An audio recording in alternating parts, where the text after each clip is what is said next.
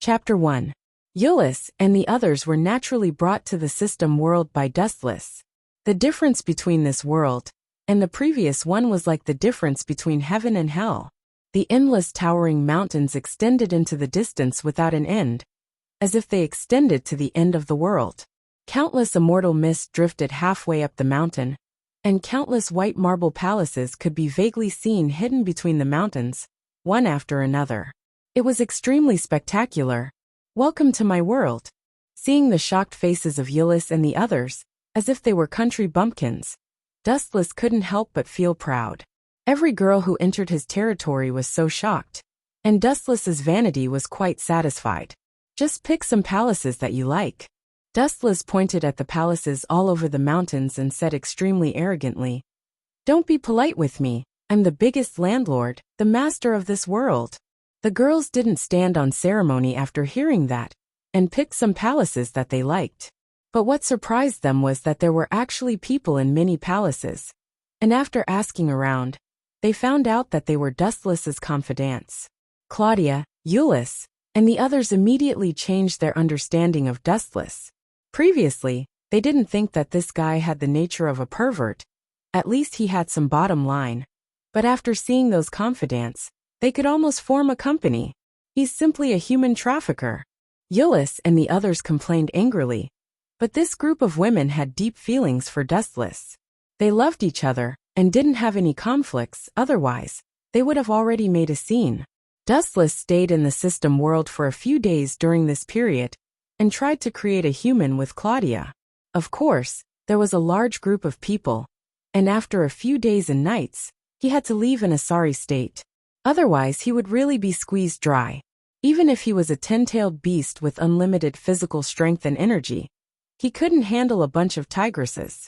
In the blue sky, lazy white clouds floated around. Looking at the sky was exceptionally clear. Damn it, why do I always transmigrate to such a damn place? Dustless looked at the unfamiliar students around him and smiled bitterly. This scene seemed familiar. The last time he had transmigrated, he had also landed in an unfamiliar school. Please wait a moment. Just as Dustless was in a dilemma, a very gentle voice suddenly sounded. Dustless subconsciously looked over and saw a handsome and sunny boy looking at him gently. "Are you a new student?" "Hello, I'm Ebonihue." The handsome boy introduced himself politely. Dustless narrowed his eyes. "Ebonshine? Isn't that the fallen knight? Don't tell me this is." Dustless's eyes lit up as he instantly understood where he was. Cough, cough, cough. Dustless coughed awkwardly, then greeted Ebonihue in a friendly manner. "Excuse me, are you Ebon?" "Actually, I'm a student who just entered the Broken Army Academy. I'm not familiar with the place and got lost." Dustless decisively chose to bluff. Grumble, grumble. At the same time his stomach grumbled. Dustless blushed slightly and said, "I just arrived and don't know where the cafeteria is, so why don't you bring me there?" Ebonihue looked at Dustless suspiciously. For some reason, he felt that this person was a little strange. If he was a student of the Broken Army Academy, why didn't he have a uniform? Thinking of this, Ebonihue's heart immediately became alert. "Okay, come with me." The boy showed his signature sunny smile, then took the initiative to lead Dustless away. Seeing this, Dustless followed without hesitation. Transmigrating to this place was quite taxing on his body, and he was really hungry. Along the way, Dustless beat around the bush with Ebonihue, asking a lot of questions about this world. He could finally confirm that this kid in front of him was that protagonist. "That's the cafeteria in front." Ebonihue pointed at the end of the corridor, where there was a closed door. "Thank you." Dustless nodded lightly, then walked over with a smile. He couldn't help but feel strange, because the cafeteria in front was too small, more like an office. "Forget it, no matter what. Let's fill our stomachs first. We'll talk about the future later." Dustless walked to the door and gently pushed it open, but the scene in front of him stunned him. How was this a cafeteria? It was obviously an office, and there was a woman in a suit sitting in front of the desk, seriously reading some documents. "Who are you?" The woman looked up at Dustless, frowned, and asked, "Strange, you're a student of the Broken Army Academy? Why haven't I seen you before? What's your name?" Dustless was speechless. He looked at the woman in front of him and had some impression of her. After thinking for a while, he immediately understood that he had been tricked. Cafeteria? What the F***ck? This woman in front of him was called Shingonji Hino. And this was obviously the chairman's office. Chairman, I felt that this guy was a little suspicious, so I brought him here. Ebony Hue suddenly walked in and pointed at Dustless. Where's the basic trust between people? F***ck. We didn't have any grievances in the past. And we didn't have any grudges recently. I just wanted to make a living. And you actually tricked me like this. Dustless felt like countless crows were flying over his head. He suppressed his anger and wanted to beat someone up, and looked at Ebony Hue with a fake smile. Boy, well done. Just you wait, this is definitely not over. Chapter 2. Even if you don't have IS, I won't go easy on you.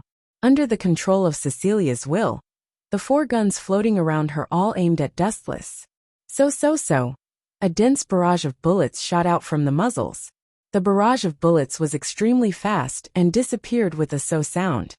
Boom boom boom. The next moment, Dustless's location was engulfed in flames. The violent explosion made the entire simulation field tremble. Although it was just a barrage of bullets, they were actually made of high-density explosives.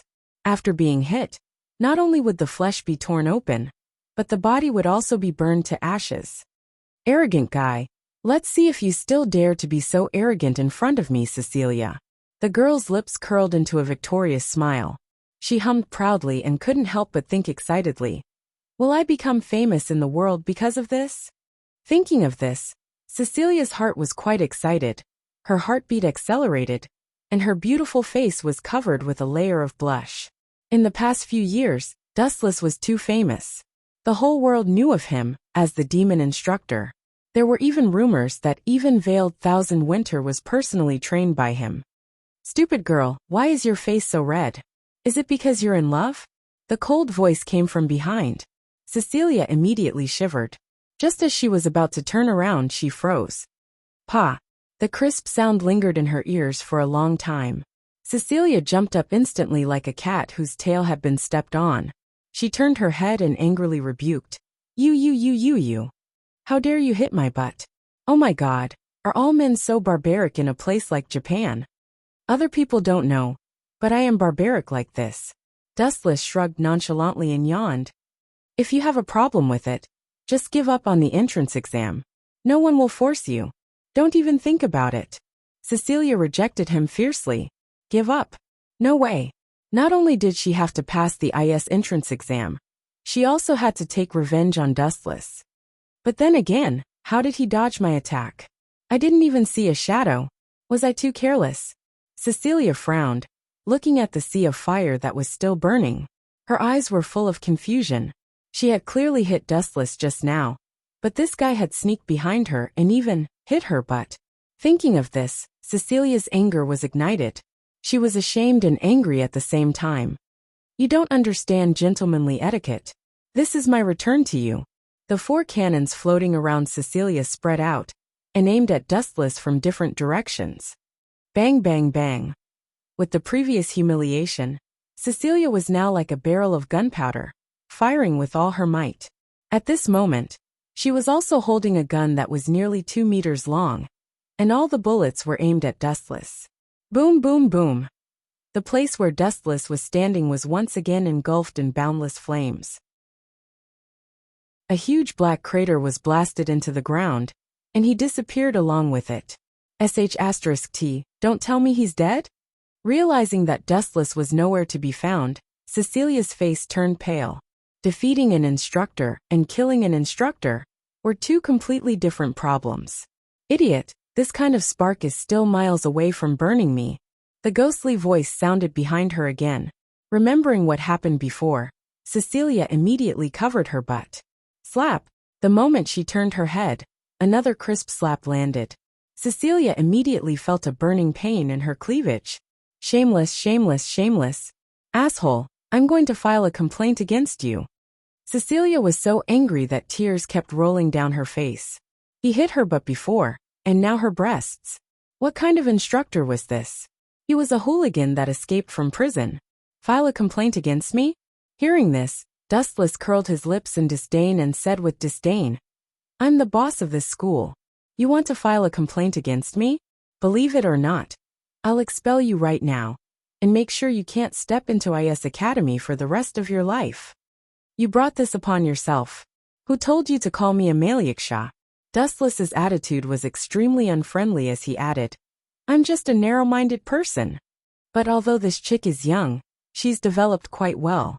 Thinking of the touch of the chest just now, Wu Chen's calm heart had a ripple.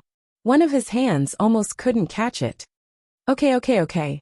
Cecilia resisted the urge to vomit blood, and said okay 3 times in a row. It was obvious that she was truly enraged. As a noble of Ing Kingdom, when had she ever been humiliated like this? Let's see how you're going to ambush me this time. As she spoke, Cecilia gently flew up and gradually flew into the sky. She was about 20 to 30 meters above the ground. Looking down at the tiny black dot on the ground, Cecilia's smile was like a flower. How can you defeat me without IS? No, don't even talk about defeating me. Can you even touch me? Although a bit arrogant, you're very smart. You know how to use your strengths to make up for your weaknesses. Wu Chen raised his head slightly and looked at Cecilia, who was hovering in the sky. He nodded slightly. To be honest, once Cecilia attacked from the sky, unless it was an IS user, there was no doubt that a male instructor like Dustless would be defeated. Other than Ikia Vega, there was no other male in the world that could control IS. How about this? Let's make a bet. Looking down at Dustless on the ground, Cecilia seemed to feel that the outcome was already decided. Her crisp and arrogant voice echoed throughout the simulation field. Whoever loses will forever be the other's slave. How about that? No matter what the request is, it must be obeyed unconditionally. Today, Cecilia suffered unprecedented humiliation. How could she let Dustless go? Not only did she want to defeat this guy, but she also wanted to make him her slave for life. Are you serious? It just so happens that my back has been hurting lately. Dustless looked at Cecilia flying in the sky with a smile. His eyes narrowed into crescents like a cunning fox. He chuckled. Every day when I get off work, it would be best if I have a maid to serve me. Chapter 3. Jalansha's heart was incomparably complicated. It was as if a bottle of mixed feelings had been knocked over. He gently stared at Yuji, but Yuji's face was full of fear. Jalansha's heart felt like it was being cut by a knife. His sister looked at him with eyes full of hatred and hostility. It's a good thing that Yuji is with this guy for now. She won't be targeted by others, so it's not a bad thing. Jalansha comforted himself and showed a faint smile. It was as if he had really gotten over it, but it was still full of bitterness and reluctance. Moreover, Yulan Yuji was not as simple as his sister. In the vampire family, intermarriage between siblings was common, especially in the family of pure-blooded vampires. This kind of thing was not strange. Watching his fiancée being hugged by someone else while he could do nothing, Yulan Shu felt like he had eaten a fly. He felt nauseous and suffocated. It's snowing heavily outside. Come in and sit. Black Lord Huiyin said in a friendly manner. He even made an inviting gesture, inviting Dustless to come in. Yuji. Black House Huiyin also stared at the girl with slight astonishment. She and Yuji's mother, Jilan Shu, knew each other from the tree. Naturally, she recognized Yuji at first glance. What puzzled her was, why was it Wu Chun who was hugging her and not Jilan Shu? Are you too hungry? I have some food here. Black Lord Huiyin took out some biscuits. Although he was puzzled, he didn't ask anymore. Seeing Jalansha's bitter and sullen face, he guessed what had happened. Where did you come from? Black Lord Huiyin looked at Dustless meaningfully. This was the first person who could make Jalanshu suffer. And it seemed to be a human. I came from a place far, far away. Dustless drank a mouthful of water. He knew that Black Lord Huiyin wanted to pry for information, but he was also a newcomer. How far away is very far? It must have been hard for you to come all the way here. Jalanshu put his hands in his pockets, and his tone miraculously became a lot friendlier. Perhaps due to the presence of Yuji, the occasion was not suitable for him to get angry. He did not want to leave a bad impression on Yuji because of his relationship with Dustless. That's none of your business. Dustless didn't give Jalanshu any face. Jalanshu's lips moved, but in the end, she let out a muffled groan and fell silent. Hungry, Yuji suddenly took a biscuit and placed it in front of Dustless's mouth. Dustless immediately ate it without any hesitation. It tastes good. Seeing this scene, Jalanshu's face became even more depressed. This guy was extremely possessive, just like in the original work. If it wasn't for Zhui Xingling's value, Jalanshu would have already dismembered him into 1,000 pieces. After all, he hadn't sucked Yuji's blood yet. In the end, Zhui Xingling, this bastard, beat him to it. Jalanshu's heart was extremely unbalanced. I suddenly smell something special. Dustless suddenly opened his mouth and glanced at Jalanshu. What's that smell? Hey Yen, and Yuji curiously looked at Dustless. At the same time, they took 2 deep breaths and didn't find any strange smell. Hee. Dustless looked directly at Jalanshu. He playfully looked at Jalanshu's tense face and said, "It's the smell of vinegar. I am truly impressed by your courage." Yen followed Dustless's gaze and glanced at Jalanshu. When he saw Jalanshu's dark expression, he immediately understood what was going on. He couldn't help but secretly give a thumbs up to Dustless. This guy was simply playing with his life. Wasn't he afraid of being dismembered by Jalanshu? I'm going out to take a breather. Jalanshu walked out with heavy steps. With every step, the floor cracked. However, this guy paid attention to suppressing his emotions and didn't explode. I heard that you have just killed a vampire? May I know your name? Maybe we are in the same line of work. I am Yen. Yen was very interested in Dustless. Dustless was the first person who could make Jalanshu suffer, and didn't dare to do anything. Call me Dustless. Dustless also took the initiative to introduce himself. He looked at the wind and snow outside the window and said, I have a presumptuous request. I would like to temporarily leave Yuji here. After hearing this, Yen and Yuji stared at Dustless. Especially Yuji, who directly hugged Dustless's arm and cried, What did I do wrong? Don't abandon me. After saying this, she hugged Dustless tightly and clutched his clothes. We haven't even known each other for an hour, and this little girl is already so dependent on me. She is too naive and easily deceived. Dustless sighed and said, I didn't say that I would leave you. Actually, I don't have anywhere to go right now. Really?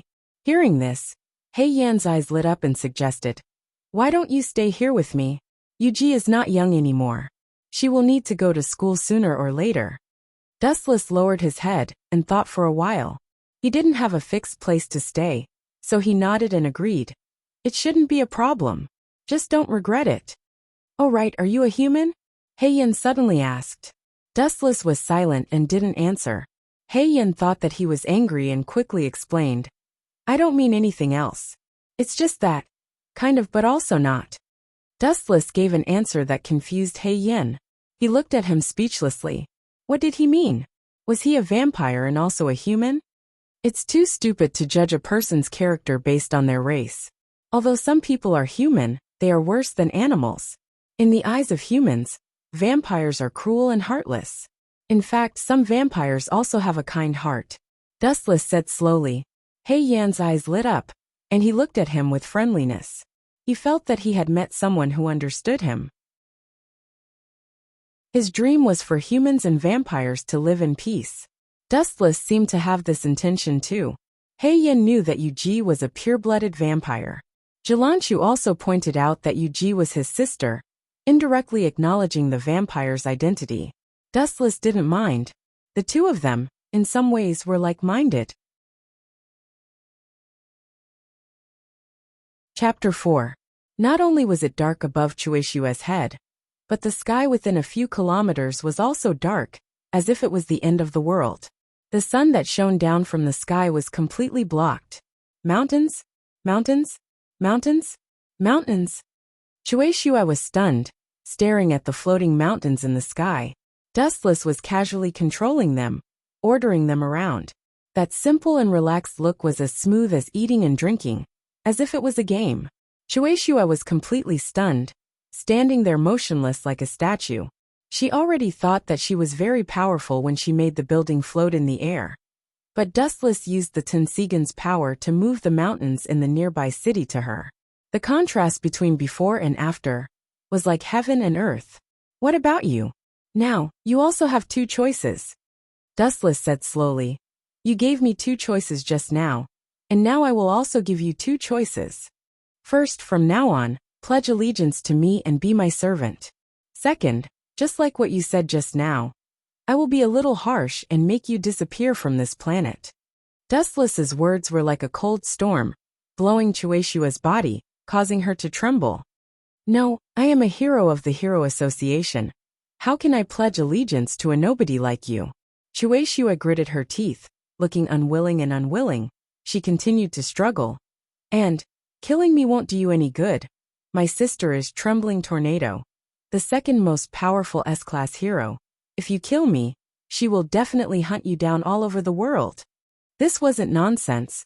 Tornado did have a morbid desire to protect Chueshua. Ha ha, this is ridiculous. Who knew that Dustless didn't take it to heart at all? He looked at Chueshua with extreme sarcasm and mocked. I remember. You actually hate your sister very much. After all, she always oppresses you. And now you want to use her name to survive. What a joke, woman. Wu Chen ridiculed in an eccentric manner. Blowing Snow didn't know how to respond. That was the truth. With a sister like Tornado, Blowing Snow was under a lot of pressure. Even when facing Tornado, she felt inferior and couldn't raise her head. She was determined to surpass Tornado. Since she couldn't do it alone, she would find more people. That was why she established the snow-blowing group. But, didn't she still have to rely on Tornado to survive? I'm sorry, but your threats are useless against me. Die. After saying that, Dustless coldly withdrew the gravity. Without his control, the mountain debris that filled the sky suddenly poured down and smashed towards the ground. You lunatic. Snowstorm couldn't help but gasp. Was this bastard not afraid of being torn apart by the tornado? Staring at the debris falling from the sky, Snowstorm suddenly remembered the past. Because her sister was too outstanding, there were always people who liked to compare them. If there was no comparison, there would be no harm. So she had been living under the shadow of her sister for all these years. I haven't surpassed my sister yet. I can't die yet. I promise you. I'll be your servant. Snowstorm almost screamed out the last sentence with tears in her eyes. Because at this moment, her dignity and confidence had been completely crushed by Dustless. Luckily you spoke quickly. Otherwise, if you were delayed for a while, it would have been a different ending. Wu Chen's voice sounded again, and the tense atmosphere disappeared. Chueshua subconsciously raised his head and looked. That incomparably huge mountain fragment was already floating above his head. It was so close that he could touch it if he stretched out his hand. Gulp. Snowstorm couldn't help but choke. Just like Dustless said, luckily she spoke quickly. If she played with it for a while, she would have been turned into minced meat. Pa. Then Dustless snapped his fingers. A large amount of mountain debris floated into the distance. Snowstorm's crisis was also resolved. Phew. I'm finally saved. After the mountain debris flew away, the bright sunlight shone down on her face. Snowstorm looked up at the sky and enjoyed the comfortable sunlight. Even though it was blinding, she had never felt so comfortable before. It was great to be alive. Let me introduce myself first. My name is Dustless. Dustless lazily walked to Snowstorm's side. Looking at the girl who had a face full of joy after surviving the disaster, he said softly, Since you are my person, you should withdraw from the Hero Association. Withdraw from the Hero Association? Snowstorm's face stiffened. She said with some resistance, I'm a hero. It doesn't seem to have any conflict with you, being your servant, right? Nonsense. There must be a conflict for you to withdraw from the Hero Association. Those idiots have already put me on the wanted list. Dustless said with a gloomy face. He was afraid that Snowstorm didn't understand what he meant. Ten-Tails suddenly appeared from his back. This. Are you really the Ten-Tails weirdo from yesterday? Snowstorm's eyes constricted violently. She looked at Dustless in shock. Aren't the so-called weirdos all ugly people? Why is Dustless so handsome? His chiseled face, exquisite facial features, and neat and clean short hair made him look cool and capable. Especially his figure, it suited Snowstorm's taste. During the battle, she used Hurricane to blow up Dustless's clothes. The 8 well-proportioned abs on his abdomen left a deep impression on Snowstorm. Furthermore, Dustless seemed to be able to transform at will. He could switch between human and weirdo at will. Bullsh**t weirdo.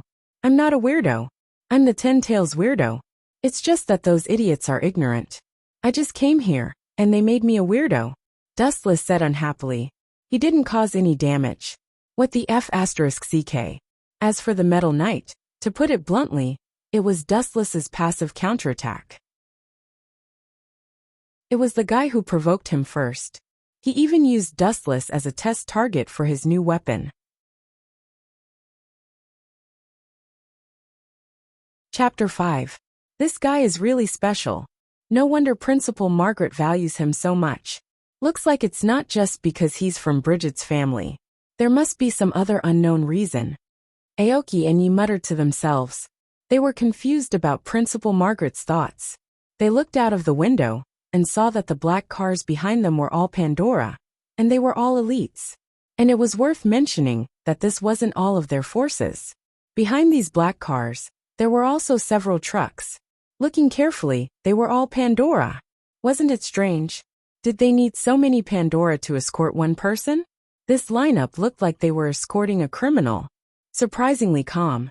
Aoki and Yi glanced at Dustless and smiled bitterly. They looked up and saw Dustless lying on the side with his eyes closed. His expression was calm as if he was asleep. On the way, Dustless was very quiet and didn't do anything out of the ordinary. Thus, they arrived at Signatix Academy unscathed. Accompanied by Aoki and Yi, they went to the principal's office. Principal Margaret, he's here. In the slightly oppressive office, the air was stuffy. There were only 3 people. Principal Margaret, Aoki, Yi, and Dustless. This is the principal. She's more plain and simple than I imagined. How disappointing. Dustless lowered his head and muttered to himself. He instantly lost interest in this so-called principal. Aoki and Yi, thank you for your hard work. Go back and rest first. I have something to discuss with Mr. Dustless. Principal Margaret showed a kind face and waved her hand. I understand. Hearing this, Aoki and Yi nodded and left silently. Only Dustless and Margaret were left in the large office. The atmosphere also fell into silence. Margaret's gaze was focused on Dustless, and a cold light flashed in her eyes from time to time. What do you mean? After a long while, someone finally spoke. The person who spoke was Dustless, and his tone was cold and filled with dissatisfaction. Upon hearing this, Principal Margaret's expression changed slightly. She could hear the coldness in Dustless's tone. She pretended to be confused and said, "What do you mean by that? I don't understand. Still playing dumb with me?" Dustless smiled contemptuously, pointed at the closed door and sneered. How many people are waiting outside? Even if there weren't 100 of them, there were at least a few dozen of them, right? How bored are you? With Dustless's words, Principal Margaret could no longer maintain her composure. The friendliness on her face disappeared and was replaced by an unprecedented coldness. How rude. Before asking others, shouldn't you explain yourself first? Since they had already shed all pretense of cordiality, Principal Margaret no longer hid anything and said bluntly, "You've been in Bridget's family for 3 days. Find out what happened yourself." Other than Violet L. Bridget, who is intact, everyone else died one after another. Isn't this too much of a coincidence? So it's about this matter.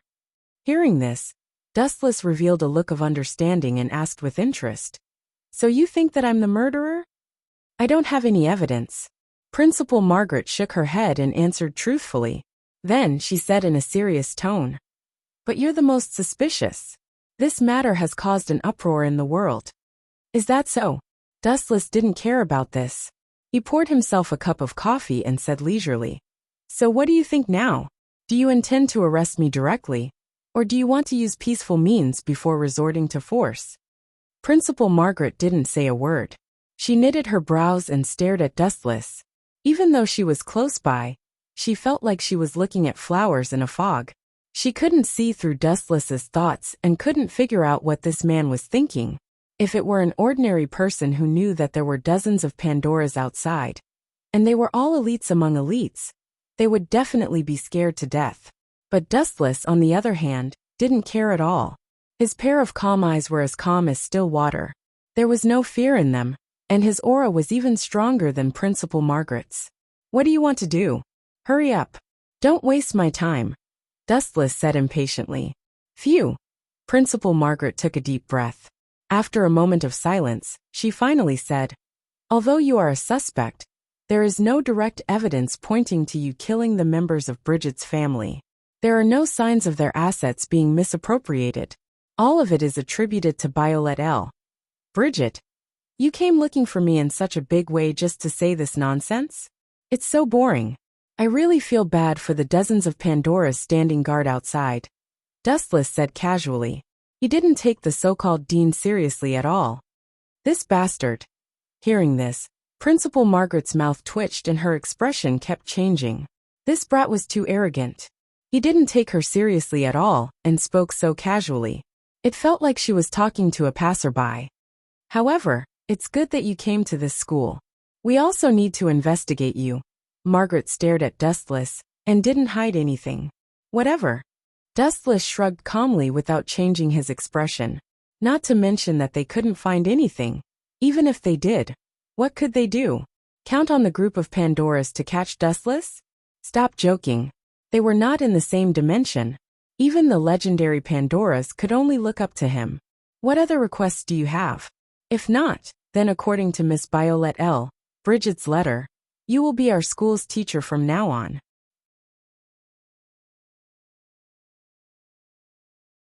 Chapter 6. Dustless suddenly became a candidate for the general of the New Liang group. This made many demons flabbergasted. First, he became the boss of the Demon Ox group. Then, he suddenly became a candidate for the general. This was a typical example of a salted fish turning over a new leaf. Although many were dissatisfied, there was nothing they could do. Firstly, it was Demon Ox who recommended him. Secondly, it was Dustless's own strength that no one could match. Other than his lack of experience and his short time in Nuliang group, he was perfect in almost every aspect. After meeting with the general, Dustless and Demon Ox were arranged to stay. Although there were many demons here, the environment was not bad. It was quiet and secluded. No one disturbed them. That Geo is a big problem. In the empty room, Dustless and Demon Ox sat together. He looked at the blooming cherry blossoms outside the window. It was a rare and beautiful scene. As for Demon Ox, he was drinking alone. A cold light flashed in his eyes from time to time. "Don't worry. You won't live for long." Demon Ox put down the wine cup in his hand. A vicious killing intent flashed across his face. He sneered and said, "Not long ago his personal doctor, Snake Lady, was recruited by me. That guy still dares to go against me. He doesn't know what's good for him. It seems like I don't have to do anything. You will take care of that guy." Dustless stretched and decided to lie on the tatami. He asked, "Did you arrange an assassin beside Nuliang Lu Xiong?" "This." Demon Ox hesitated for a moment. Then he squeezed out a helpless smile. "Young Master's guards are all his trusted aides. I don't have any room to interfere. However, I secretly took in the people from the old rat group. They will help find a chance to kill Lu Xiong." "You are really smart. I heard that the old rat group has been expelled. Even if they kill Nuliang, Lu Xiong won't suspect us." Dustless couldn't help but give Demon Ox a thumbs up. This guy was brave and smart. He even knew how to plan ahead. No wonder he had such a high position in Nuliang group. Tap, tap, tap, tap. Light footsteps came from outside the door. Dustless and Ghost Ox raised their heads and looked over. What came into their eyes were two beautiful women. "Harry Hoare and Snow Lady?" Ghost Ox frowned and asked, "Did the general order you to come?" The Snow Maiden nodded before glancing at Dustless and saying, "From now on, Master Dustless is a candidate to become the general of the Nuliang organization, so we have to increase the number of guards around him. We'll also take care of his daily needs." "Why would I need a guard?" Dustless chuckled. "Does he think I'm an idiot?" It was obvious that the general had ulterior motives. "You call yourself a guard, But you're actually here to keep an eye on me, right? Ghost Ox felt disdain in his heart.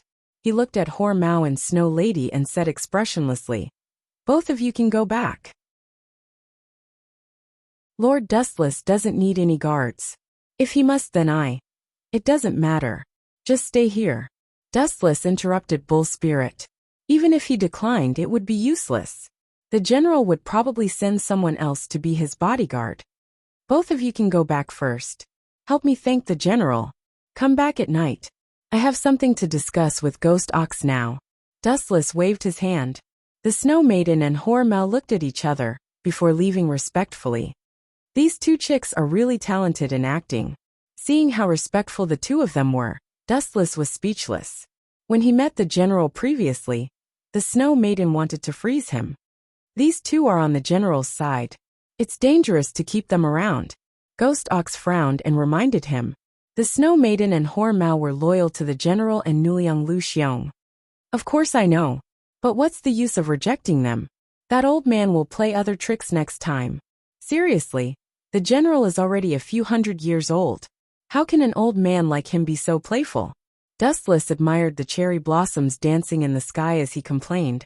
At least there are two women. If there were two demons, that would be terrible. You can go now. I'm going to sleep for a while. After saying that, Dustless closed his eyes. Ghost Ox left tactfully, and went to secretly contact Shirtu and Old Rat. After witnessing Dustless's strength, Ghost Ox was completely convinced. In this world where the strong preyed on the weak, only the strong could rule everything. A weakling like Nuliang Lu Xiong was not qualified to be the boss. When night fell, the Snow Maiden and Hormao came again. The two of them woke up Dustless, who was sleeping soundly, and brought lunch boxes. What a strange food. Dustless looked at the dishes on the table. Almost all of them were made with ice. He picked up his chopsticks and tasted them. The taste was not bad. I didn't expect you to be so good at cooking at such a young age. Dustless gave the Snow Maiden a thumbs up and praised. Nonsense, cooking is my forte. Hearing that, the Snow Maiden looked at Dustless with a smile. Then, she suddenly remembered that Dustless wanted to take the general's position. Her face instantly turned cold. She snorted and said, "Eat it gratefully. This is your fortune from 8 lifetimes. Humph." Hearing that, Dustless touched his nose awkwardly. This woman was really arrogant.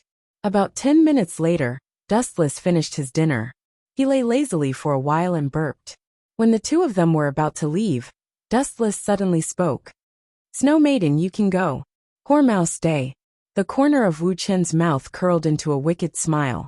Prostitute Mao looked back and suddenly shivered. She wanted to refuse, but she didn't have a suitable excuse. When the general arranged for the two of them to come here, he ordered them to monitor Wu Chen's every move and inquire about his identity and origin.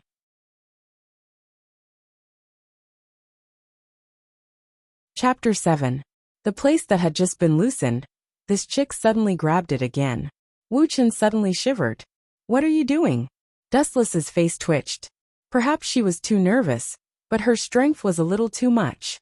Ouch, ouch, ouch. Damn, do you want me to die without any descendants? I'm sorry, I'm really sorry. Shirley's mouth trembled, and she could not even speak clearly. His Majesty ordered me to serve you to the best of my ability. This kind of small matter, just leave it to me. Shirley then squeezed out some shower gel and smeared it on his body. She slid it down gently. Dustless was stunned.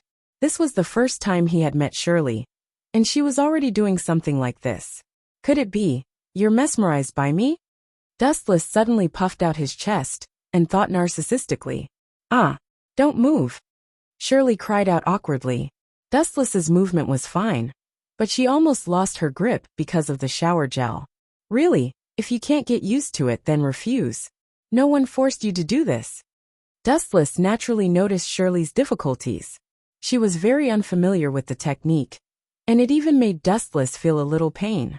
Perhaps it was because it was her first time bathing someone, and sometimes she could not control her strength well. This painful but happy scene lasted for about 10 minutes. When it was over, Shirley took Dustless to the bedroom to rest. Before she left, she even prepared a dazzling array of snacks. In the king's council chamber, Old man, why didn't you chase that guy away? You actually let him stay overnight? Is there something wrong with your brain?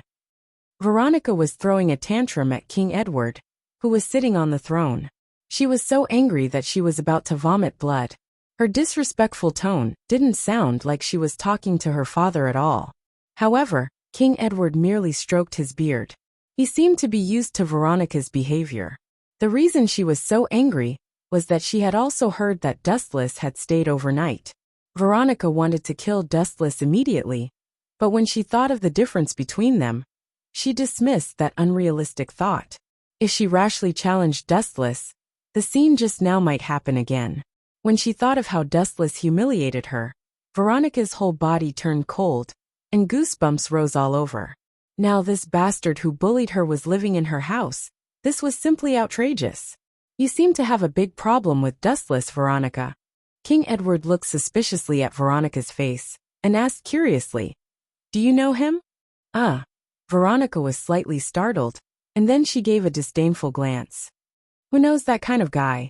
Whenever I see him. No, I feel bad when I hear his name. But you do. Edwards. You, as the saying goes, no one knows a daughter better than a father, and no one knew Veronica better than him. Those who offended me are all dead," Veronica said coldly. "I'm just worried that Dustless will harm Sylvia." Veronica snorted coldly. Then her tone became gentle. Whenever Sylvia was mentioned, Veronica would dote on her with infinite tenderness. That's true. Hearing Veronica's explanation, King Edward's doubts were relieved. Yes, those who dared to provoke his eldest daughter were all dead. If they were enemies, they would have died long ago. In fact, what King Edward did not know was that Dustless was not Veronica's enemy, but her nemesis. Although I don't know where Dustless came from, I can be sure that he will not harm Sylvia. Absolutely not. King Edward's tone was very serious and very certain. Why? Veronica was stunned for a moment. Her father had only met Wu Chen today. Where did he get the confidence to be so certain? Think about it. If he wants to harm Sylvia, is there a need to bring her back? No, there is no need to kill her. Just throw her deep into the mountains and let her live on her own, King Edward explained. So the possibility of Dustless harming Sylvia is completely non-existent. Keeping him here is actually because of his strength. King Edward's eyes shone. The two empires at the border of the kingdom have wild ambitions against us. The benefits of having a strong military force are self-evident. I heard from Sylvia that Dustless is very strong. He can even fly without a dragon. And most importantly, King Edward exhaled and looked at Veronica excitedly. This is what Sylvia told me. Dustless and the Dragon Mother seem to be very close. The Dragon Mother even has a favor to ask of Dustless. I plan to ask him to help you. Veronica had the potential to be a dragon breeder. But sadly, when she was baptized, the Dragon Mother despised the girl's fierce eyes and felt that she was not suitable to be a dragon breeder. So that's how it is. Veronica's eyes lit up. She was obviously moved, and her heart raced. But on second thought, what? Asking her to ask that big pervert for help? No way. Veronica waved her hand and left in anger. What dragon breeder, what dragon knight? They are all bullsh*t. Veronica, am not weak even without Parker. Asking Veronica to ask Dustless for help was more painful than killing her.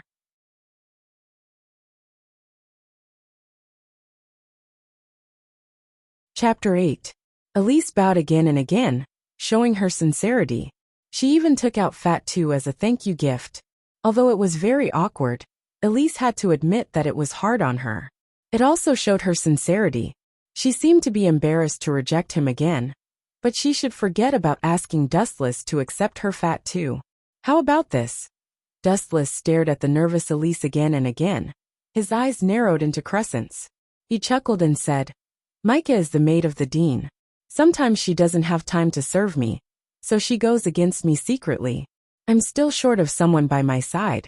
How about you? Sure. Elise nodded without the slightest hesitation. Wu Chen felt strange when he heard that. Didn't this child agree too quickly? My request is not as simple as you think. To a certain extent, it's a contract of selling yourself. Dustless repeated again. Although the conditions are a little harsh, I don't think it's too much. There's no such thing as a free lunch in this world. There's always a price to pay for asking for help, right? In this day and age, even monks asked for incense money. Wasn't it normal to ask for favors? Okay. Elise still did not hesitate, but she was secretly laughing in her heart. Her request was very simple. In fact, she wanted Dustless to kill her. Once Elise was dead, the White Leviathan would leave, and the crisis would be resolved. If Elise was dead, how could she agree to Dustless's conditions? So she was very puzzled. This guy actually asked for such a condition. Was he retarded? Ow ow ow. Ow ow ow. Ow ow ow. The White Leviathan sang as it moved forward. All kinds of powerful attacks could not hit it at all. It's useless. This guy's ability is universal repulsion. What can your puny attacks do? Dustless watched silently. In the sky around the Leviathan, there were a few petite figures wandering around. Without a doubt, only D dared to fight the dragon. They were Matsumoto Fukumoto and Lisa Hayaka, Phyllis Crest, Ren Miyazawa and Ella Liu. 5 of them. Even though they had the absolute advantage in numbers, their attacks were completely useless, as the Leviathan of White's massive body was covered with a layer of transparent air shield. No matter what kind of attacks they launched, they couldn't break through it, and they would even be repelled. Attack together, Mob Shin ordered loudly. Instantly, a series of concentrated attacks came from all directions. Boom boom boom. Another wave of powerful attacks landed on the Leviathan of White. The layer of energy shield on its skin was constantly exploding, and sparks flew everywhere. However, the interior was still intact. It was useless. Woo woo woo. Perhaps the Leviathan of White was tired of playing, and it opened its mouth, revealing its sharp fangs. Ow, ow, ow, ow. A series of ghastly roars rang out as powerful shockwaves swept through Midgar in an unstoppable manner like gales with force of over 100. Boom boom boom. Boom boom boom. Boom boom boom. A large number of buildings collapsed once again, and the prosperous Midgar Academy was almost completely turned into ruins. Bang bang bang. This storm was so powerful that Mob Shin and the others who were entrenched around the Leviathan of White were also affected. They were directly blown away, and their bodies landed heavily on the ground in the distance. Their bones were about to fall apart. Shin Shin, Mob Shin, who was recuperating, looked at his sister who had fallen to the ground. His handsome face was distorted. That was his sister. How could he not feel heartache? He looked at the Leviathan of White with extreme hatred. Looking at the massive body, Mob Shin felt helpless. In front of a dragon, what could a human do? At least I have to try once. Mob Shin's eyes flickered with a cold light. Just as he was about to make a move, the sky suddenly darkened. He looked up subconsciously, and it turned out to be boom boom boom. The Leviathan of White's massive claws slammed into the hospital where Mob Shin was. The hospital instantly collapsed and turned into a pile of ruins. It seems that it can't be stopped at all. Dustless scratched his head when he saw this. He couldn't help but take out his hands that were always in his trouser pockets.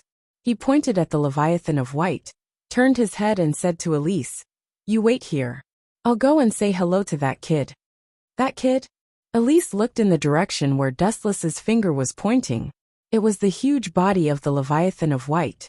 Her pretty face suddenly darkened, and she reprimanded, "Please stop this kind of joke. Don't." Elise discovered miserably that before she could finish her sentence, Wu Chen had disappeared mysteriously. Only his words were left in the vast and mighty heaven and earth. Don't forget the promise from before. Once you get rid of that kid, you will be my servant. Elise wanted to cry but had no tears.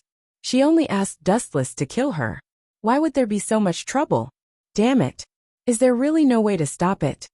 Mob Shin got up from the ground with difficulty. Her face was covered with dirt, and there was a trace of blood at the corner of her mouth.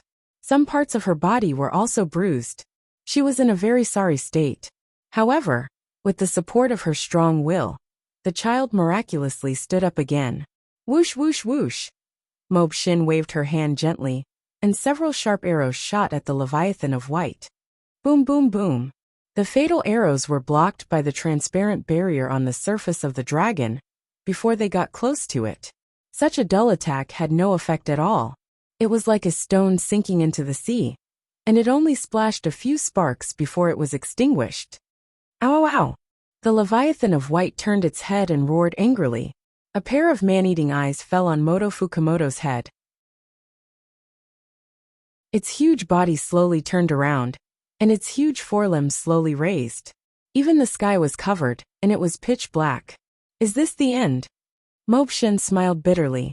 There was a trace of reluctance and relief on her bitter face. It was not easy to meet Mobshin again. Before she had time to talk, the good chat was about to end.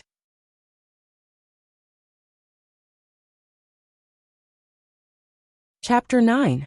The secret room where Mikoto and Fugaku were talking was torn apart and instantly burst open, turning into a pile of rubble and exposed to the sunlight. Looking straight ahead, the scene of the secret room could be seen at a glance. Uchiha Mikoto was still okay, but Uchiha Fugaku was a different story. Fugaku was lying on the ground with but facing the sky. His prestige as a patriarch was completely lost. When the Uchiha clansmen who came to support saw Fugaku's expression, they were stunned and had a strange expression on their faces. Compared with the usual serious patriarch, the contrast was huge. Fugaku hurriedly stood up and looked at the strange expressions of his clansmen. He wanted to laugh, but didn't dare to laugh, just like a cat whose tail was stepped on. Who did this? Get out of here! Fugaku roared like a raging lion.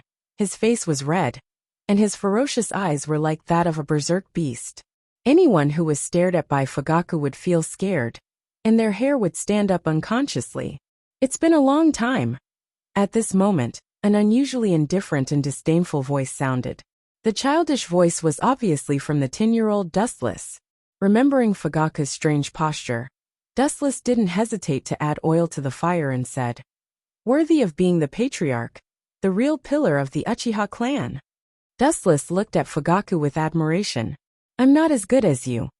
It turned out to be you little bastard. Did you do this?"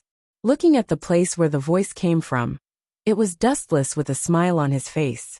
Uchiha Fugaku was furious. His rage value was off the charts, and his head was full of #S. Obviously he was very angry. He wanted to scold the little bastard, but he quickly changed his words because that would be tantamount to scolding himself. Looking at the ruins of the secret room, Fugaku's eyes were full of coldness, and he gritted his teeth. "As you can see." With a chuckle, Wu-chan said indifferently. He immediately looked at Fugaku with a mocking expression. His eyes were cold, and his cold voice spread out. "Fugaku Uchiha, cut the crap. I don't have time to listen to your nonsense.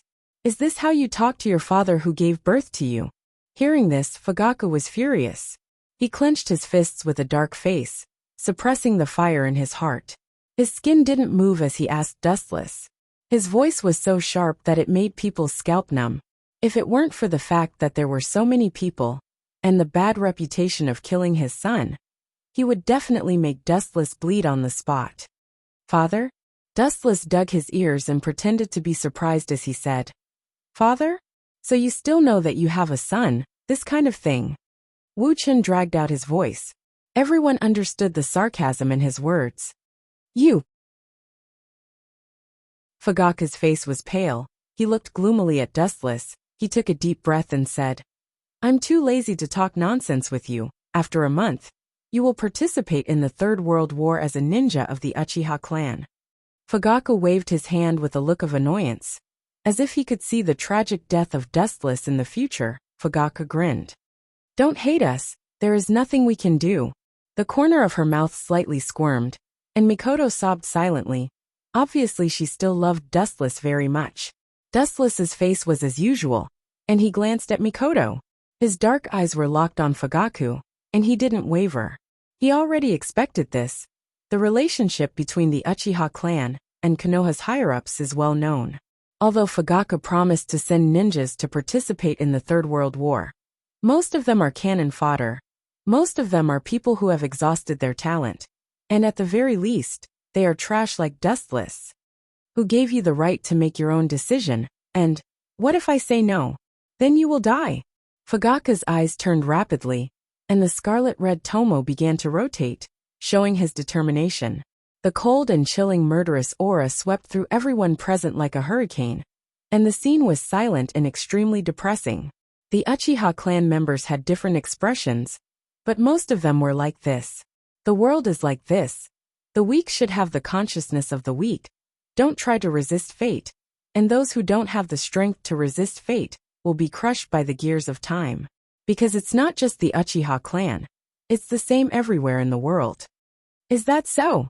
Hearing this, Dustless just snorted disdainfully. His young but mature face had an unruly smile.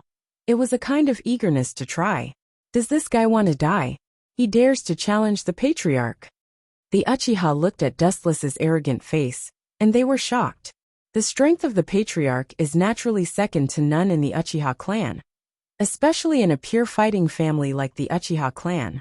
Without the strength of the entire Uchiha clan, it's impossible to be the patriarch.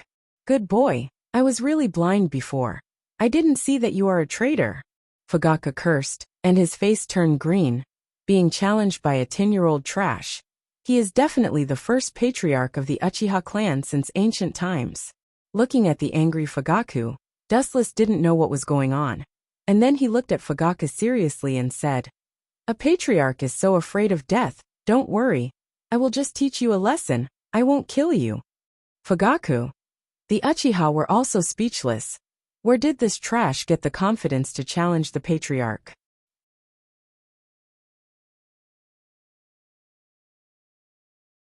Chapter 10. Isn't that guy a little too sharp? Stacy and Ebenihue, who were in a different spot, broke out in cold sweat. They stole glances at Dustless from the corner of their eyes, and their hearts were in turmoil. Because in the upcoming open tournament, every student was an enemy, and Dustless was no exception. Both of them knew how strong Dustless was, and so they wanted to work together to deal with him. But this guy, his ability to foresee the future really made them feel ashamed. Maybe it's just a wild guess. Stacy and Ebenihue glanced at each other, and both of them thought that it was just a blind cat meeting a dead mouse. During the meal, Dustless didn't bother with the two of them. He finished his meal early and left. When he passed by Stacy and Ebenihue, he gave them a look that said, "Do your best." After lunch, Dustless didn't rush back to the dormitory. If he slept for too long, he would have a headache. Instead, he strolled around the Shatterer Academy, admiring the scenery around him. The Shatterer Academy was indeed one of the top night academies in Japan. It had everything. The landscaping was done quite well, and there were all kinds of entertainment venues on campus. However, Dustless wasn't interested in any of them, and he was bored as he strolled around. "It's that guy, right? I will never forgive you." Looking at the figure in front of her, the white-haired Loli's face flashed with a cold light, and then she silently followed him. After about a few minutes, Dustless walked to a dark and shady place. It was a narrow corner, and there was no one around, and there were no cameras to observe him. "You've been following me for so long. Are you here to avenge your brother, Ebenihue?" Dustless suddenly stopped. The figure also stopped and quickly hid. "There's no use hiding, Miss Ebenihue." After calling out the girl's name, the white-haired Loli walked out from the shadows, and her beautiful eyes looked at Dustless unkindly. Ayaya, what a scary gaze. Dustless was unmoved by the girl's ferocious stare. He could tell at a glance that this was the Black Iron Pearl Viper. "You made my brother lose face, and was laughed at by so many people. I can't forgive you." The Black Iron Pearl Centipede's body was overflowing with cold air. Even her eyebrows were covered in a layer of cold mist. "Of course I knew you wouldn't let me go, so I chose such a remote place. Otherwise, it would be troublesome if those cameras caught me using spiritual equipment without permission. According to the school rules, you will be expelled," Dustless said calmly. His words made the Black Iron Pearl Centipede's pupils shrink. Could it be that this fellow discovered me long ago and deliberately brought me here? The Black Iron Bead Viper released its spiritual equipment and held a sharp dagger in its hand. It looked at Dustless with great vigilance. Perhaps this was a trap. "To be honest, I also want to teach you a lesson." Dustless grinned and said, "Your brother and Stacy plotted against me, so I'm just collecting some interest from his sister. That's not too much, right? That perverted princess. As if she had some impression of Stacy, the black iron pearl centipede immediately cursed. I'll deal with you first. Crack, crack, crack, crack. With the black iron pearl centipede as the center, a large amount of ice seeped out from under her feet, freezing the surrounding ground and swallowing Dustless. The ability to control ice. No wonder your relationship with Stacy is so bad. Fire and water are incompatible. Looking at the ice under his feet, Dustless smiled and looked calm. Then he casually raised his right foot. What is he doing? Not planning to release his intrinsic spiritual equipment? The black iron pearl centipede looked at Dustless in confusion. She couldn't figure out what this guy wanted to do. Was he going to break her ice with one foot? Don't joke around. Actually, what the black iron pearl centipede didn't know was that Dustless didn't have the so-called intrinsic spiritual equipment. The heaven-gathering cloud sword was only imitated by the power of the glint fruit. Bang! The raised right foot suddenly landed on the ground. The ground immediately trembled, and a large number of cracks appeared. The spreading ice on the ground cracked and shattered. His physical skills are so strong? Didn't you say this guy was good at using swords and fire? The black iron pearl centipede opened her eyes wide. When she looked at Dustless again, her body suddenly tensed up, because Dustless had disappeared from her sight. Where is he? The black iron pearl centipede looked left and right, looking for Dustless's whereabouts. Full of flaws, little brat. If you participate in the selection like this, you'll be eliminated sooner or later. The cold voice suddenly sounded behind her. The black iron pearl centipede couldn't help but be startled. Then she turned around and stabbed. Too slow. The black iron pearl centipede was really too slow. Dustless easily caught her snow-white wrist and looked at the young girl with a trace of an evil smile. Tell me, how should I punish you? You better not mess around. The black iron pearl centipede was so scared that her face turned pale. She quickly thought of something and said, My father is Eben Yen. You know who he is, right? If you offend me, you'll die. Eben Yen, the head of the International Magician Knight Alliance's Japanese branch, the head of the Eben family, Eben Ihue and Eben Juji's father. His position was high, and even the chairman had to give him some face. But unfortunately, Dustless had always been the kind of person who feared nothing. There was no way to threaten him. If you're scared, then let go. Seeing Dustless hesitate, the black iron pearl centipede smiled. But in the next second her face turned green. Wu Chen lifted the girl's skirt, revealing her snow-white perky buttocks and fair skin. He couldn't help but stare blankly. You're so young, yet you're wearing black fat too. What a heavy taste. No wonder you're a brother complex. Then, Dustless raised his hand and mercilessly slapped her. Pa! Pa! Pa! The burning pain attacked the black iron pearl centipede's mind. She gasped for breath and was about to faint. This guy dared to hit her, but in broad daylight.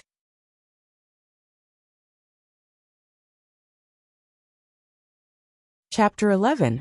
3 days later, Dustless and Snowblast had arrived in another city. This city was often attacked by monsters.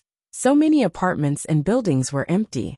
Dustless and Snowblast chose an uninhabited villa as their base of operations. Lord Dustless, there's news from the Hero Association. Dustless was lazily sprawled on the sofa watching television. Snowblast suddenly walked over with a look of anger and grumbled. Those bunch of ungrateful bastards. They rejected it, right? Dustless guessed the answer when he saw Snowblast's enraged look. Dustless got Tornado to inform the Hero Association to cancel the bounty on the tin-tailed dragon-ranked monster. They had just called Snowblast, so it was likely that they had rejected it. Those bunch of bastards are really tired of living. Even Sister is no match for Lord Dustless. What right do they have to say no to Lord Dustless? Snowblast said indignantly. This was a world where strength reigned supreme. The strong could dominate everything as they wished, but the Hero Association appeared to be unconvinced. Heh, in this world, there are some things that cannot be resolved with pure strength. Dustless smiled nonchalantly. He was rather relaxed. Regarding the bounty on the tin-tailed dragon-ranked monster, he would cancel it if he could. If he could not, he did not care. At most, I'll beat up any hero I see in the future. I'll beat them until they are afraid. That bunch of people will also be obedient. Immediately following that, Dustless's face suffused a cold arc. By the way. Immediately following that, Dustless suddenly changed the topic. He stared at Snowblast and asked, "How's the training I assigned you going?" "I've already begun implementing it, but..." Snowblast's face suffused a troubled look as she grumbled. "Lord Dustless, aren't you being too harsh? You don't know how to treat a girl well. You're making a girl run 40 kilometers with weights, do 500 push-ups a day, and do all sorts of extreme exercises. With all of this added up, I don't even have time to sleep or rest. And most importantly, all of this added up is too torturous. Not to mention ordinary humans. Even an A-class hero would not be able to withstand such physical training. Now that you mention it, it does seem a little harsh." Dustless stroked his chin and pondered. "You call this similar?" Cui Shui rolled her eyes in annoyance. After living with him for a few days, she already understood Dustless's temper. Although her master had unparalleled strength and was labeled as a dragon-class monster, the Dustless in his daily life was still the kind of person that was easy to get along with. After spending some time with Dustless, Snowchaser's courage had grown. Sometimes he would even joke with Dustless. "But Chueshue, do you know where the strong come from?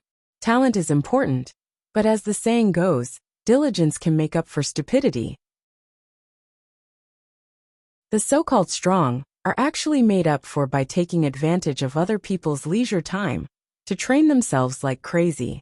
If you want to become strong, you have to learn how to endure hardships. Dustless educated Snowchaser with a serious look on his face. At this moment he really looked like a teacher. Only by constantly pushing yourself to the limit can you break through the limit. "I understand." Snowchaser nodded, but she didn't really understand. Rumble. A shocking explosion came from a certain direction. Dustless and Snowchaser immediately raised their heads. Dustless was already used to this kind of sudden explosion. It happened almost every day. Sometimes it happened more than 10 times a day. Needless to say, it was probably some strange person causing trouble again, right? Snowchaser. Dustless's eyes fell on Snowchaser. Snowchaser immediately stood up and said seriously, "I understand, Master Dustless." After saying that, Snowchaser walked over and calmly hugged Dustless. Obviously this was not the first time. Her small hands skillfully locked onto Dustless's body. Then, Dustless's body began to emit a golden light. Dustless instantly turned into a beam of light and disappeared. In the past few days, Dustless had been ordering Snowchaser and all kinds of monsters to fight at high intensity. And now this temporary target was here again. In the deep pit where the explosion happened, there was a tall monster. Its appearance was very similar to a human's. Its body was covered with strong muscles.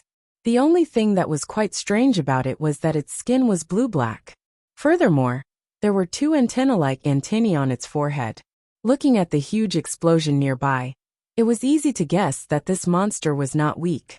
It was the Vaccine Man, who claimed to be the will of the earth.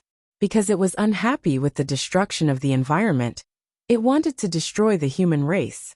Therefore, as soon as it appeared, the Vaccine Man caused a huge explosion and killed all the nearby humans. Look at this dirty world. And this dirty air, my God, I can't stand it. All of this is caused by those damned humans. They have turned this lovely world into such a mess. They have no value in living in this world. The Vaccine Man took 2 deep breaths of air and tasted it carefully. After that, he couldn't help but vomit. His face was full of disgust and disgust. Swoosh, swoosh, swoosh. Suddenly, a sharp sound came from the sky. The Vaccine Man couldn't help but look up. It was a beam of light that was quickly approaching. The speed of the beam was extremely fast. It was at least 100 meters away. Boom, boom, boom. After about 10 seconds, the beam of light landed on the ground. It landed right next to the Vaccine Man. Of course, this was Dustless and Snowchaser. Snowchaser, do you see this guy? You can use him as your opponent. Don't be afraid. This guy who looks strong on the outside is actually just a piece of trash. Dustless looked at the Vaccine Man and said softly. He didn't care about the latter's angry face at all. You stinky human. Who are you calling a piece of trash that looks strong on the outside? The vaccine man roared with a gaze that could devour a person. His voice was hoarse, as if he had shouted himself hoarse.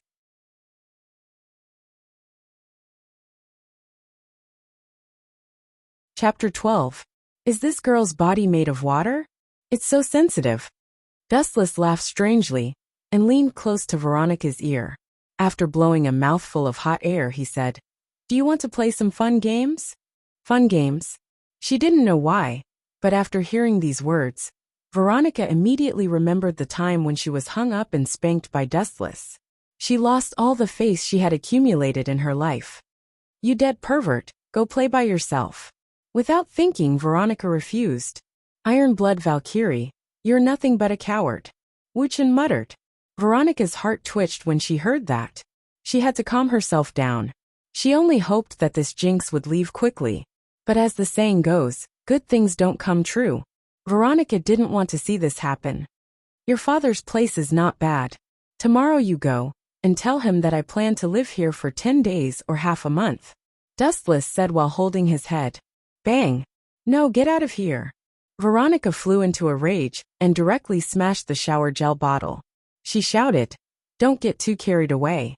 This is the kingdom of Raymond, not your home. Only the royal family lives here." Veronica added, "You are not a royal. You are not even a noble.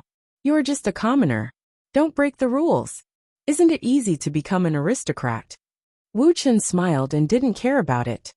"Becoming a noble isn't easy." Veronica calmed down and explained, "Nobles are usually hereditary or conferred upon those who have made great contributions to the kingdom. Another way is to become a dragon knight." No, these are too troublesome. There is a simpler way," Dustless said with a mysterious smile. Veronica was surprised. "What is it? What did I miss?"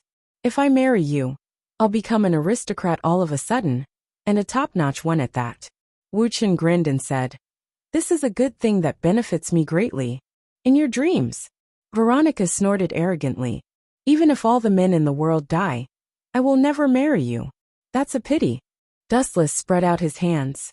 There was no intense emotional change. However, it is said that women are the most strange creatures. They don't care about what they get, but they cherish what they don't get. Even a noble princess is no exception. Looking at Dustless's calm appearance, Veronica angrily asked, "What? Do you think I am not worthy of you? What the hell is wrong with your head?" Hearing this, Dustless stared at Veronica like an idiot. Does this chick has amnesia? She just said that all the men in the world die before she would not marry him. And now she asked him if he was worthy of her? Just you wait. When you fall into my hands in the future. Veronica suppressed her anger. She picked up the towel and tore it apart madly, as if it was Dustless. "It has been more than 1,000 years, but I still don't understand women's minds." Dustless sighed. He really didn't know whether women were too fickle, or he was too stupid. You can solve the rest by yourself. After washing Dustless's upper body, Veronica was about to run away. "Wait, I didn't ask you to go." Dustless stopped Veronica and said, "When you take a bath, you only wash the upper body. Don't you need to wash the legs and feet?" "Are you kidding me?" Veronica felt that she was about to be driven crazy by Dustless. Men and women are different. If I help you wash there, how can I face others in the future? This guy is too unreasonable. I have said that I am training you. Only by abandoning the so-called shame can a person go further and walk a longer road. Dustless said righteously. Veronica scolded Dustless for being shameless in her heart. She was unwilling to do it. No matter how hard her arm was, it could not resist her thigh in the end. In desperation, Veronica could only come back with a sullen face. She squeezed some shower gel in her hand and helped Dustless wash his lower body with resentment. "Be gentle." Dustless, who had closed his eyes, suddenly stared at her because Veronica touched his most important part. He suddenly scolded her angrily. "This is second only to my life. If I break it, you can't afford to pay for it." It was not that Dustless was looking for trouble, but Veronica seemed to be deliberately using a lot of strength. "This is the strength of this princess." Looking at Dustless's angry look, Veronica's pretty face had a beautiful smile. After fighting for so long, she could finally hold her head high for once. Is that so? Dustless wasn't angry. He chuckled and said, since that's the case, I'd better ask your sister to help me wash it. It's okay that your sister is clumsy. I reckon that Sylvia's methods are gentler. You bastard. Hearing Dustless's words, Veronica was about to jump up. She was so angry that she pointed at Dustless and scolded. How can you do this to a child? Are you shameless? Perverted scum. I think you misunderstood something. I just think that she is younger and weaker. Since you don't know how to do it, what's wrong with finding a younger one to replace you? Dustless defended himself with a glib tongue. After that, he stood up directly and walked to the exit without waiting for Veronica's reaction. Sit down. Thinking that Wu Chun was serious, Veronica roared. I'll just be a little gentler. I'm good at this kind of thing. When she said these words, Veronica's heart was bleeding. This shameless guy was too difficult to deal with. She was completely fooled by him.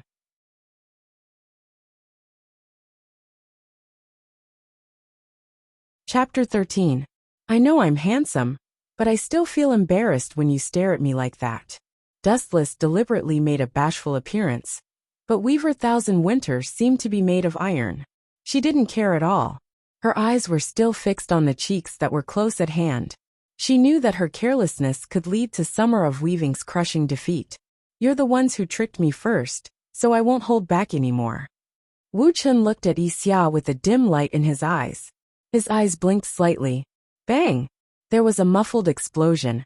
And Uchiha, who was flying in the air, was sent flying. It was as if he had been hit by something, and his body fell to the ground. Good chance. Cecilia was stunned for a moment, then opened fire. Countless bullets rained down from the void, all of them aimed at Summer of the Vega. What was that just now? I'm not sure. Was it a mechanical failure? It's possible. Didn't I tell you before that Summer of Weaving's white style is a defective product? The spectating students were puzzled. They couldn't figure out why Summer of Weaving was suddenly sent flying. Most of them thought that it was a mechanical failure. Empress Weaver naturally noticed this as well. She turned to stare at Empress Weaver with a gloomy expression. What was going on? Although the white style did have flaws, it was such a coincidence that an accident happened at this time. Vega Thousand Winter found it hard to accept. He looked at Wu Chun again. This guy was smiling with his eyes half squinted. He crossed his legs in a sloppy manner, and his expression was full of ridicule. You didn't do it, did you? Vega Thousand Winter stared at Dustless like she was interrogating a criminal. Ha! Dustless put on an innocent expression. You've been staring at me, haven't you? I didn't do anything. Seems like it. Vega Thousand Winter nodded thoughtfully, then snorted. Although she was worried, she didn't panic. Don't think you can beat Summer like this. Boom boom boom. A large number of missiles exploded around First Summer Weaver spot, and black smoke rose into the sky. Many students were extremely worried. Although this was a simulation, a duel was still a duel. Accidents could happen from time to time. What if, however, when the choking black smoke dissipated, everyone finally understood that their worries were unnecessary? Looking closely, Summer of the Weaving Patch had activated a protective barrier, isolating him from the sea of flames. He was safe and sound. You'll never be able to hurt me with something like that, Weaver Summer said in high spirits, as if he had already won. I didn't know there was such a thing. Looks like you guys have already upgraded the white form. You were just waiting for me to fall into your trap. Dustless glanced at Vega Thousand Winter out of the corner of his eye. No wonder she was so calm earlier. But Dustless's eyes silently blinked again, and the sturdy barrier immediately began to emit cracking sounds. Why is this happening? Summer spotted Weaver was dumbfounded. He stared blankly at the shattered barrier in front of him. One crack after another was clearly visible. Impossible. That kind of attack couldn't have broken the white form's defense. Vega Thousand Winter stood up agitated. Her beautiful eyes widened, almost falling out of their sockets. She couldn't hide her shock. Haha. Facts speak louder than words. If you agree to a bet, you must accept your loss, little Thousand Winter. Dustless smiled wretchedly. A loss is a loss. Don't deny it. Oh, and don't forget your promise. It must have been you. Dustless remained silent. Vague 1,000 Winter's cold gaze swept over him. You must have used some kind of trick, she said with great certainty. Catch the thief with the dirt. If there's evidence, I'm willing to admit my guilt. I'm a man of my word. Dustless blinked, then said righteously, if you find evidence of me cheating, do as you please. Boom, boom, boom. At the same time, Cecilia fired out a few more missiles, all of which exploded around Sasa Uchiha, and the cracked rain shield was instantly torn apart. My hand. Amidst the gunfire, Summer of the Vegas scream could be heard. It sounded like he was in extreme pain. Still not admitting defeat? Does that kid want to die? Dustless's brows twitched. Through the thick black smoke, he could see Summer of the Weaving Patch's right hand was burning red. He has a reason why he can't lose. Vague 1,000 Winter gritted her teeth. Ridiculous. Daring to trick me. That's how it's going to end. Dustless snorted, his face expressionless. He had no sympathy for Summer of the Weaving Patch. The kid usually looked naive and childish, but he was extremely cunning. He had deliberately let him see the white form. At that time the white form looked ordinary. If they fought, Cecilia would have won. But that wasn't the case. The kid's white form had been secretly upgraded. It was all premeditated. Whoosh whoosh whoosh. Right at this moment, a sudden change occurred. A series of cannonballs rumbled from the distant horizon. An IS that had never been seen before barged into the simulation field. This is interesting. The troublemaker is here? Dustless's face turned cold as he stared at the incoming missiles. The target wasn't Cecilia or Summer of the Weaving Patch. It was himself. Buzz buzz buzz. Dustless's right foot suddenly glowed. He kicked out, and a thick beam of light covered his right foot. Lightspeed kick.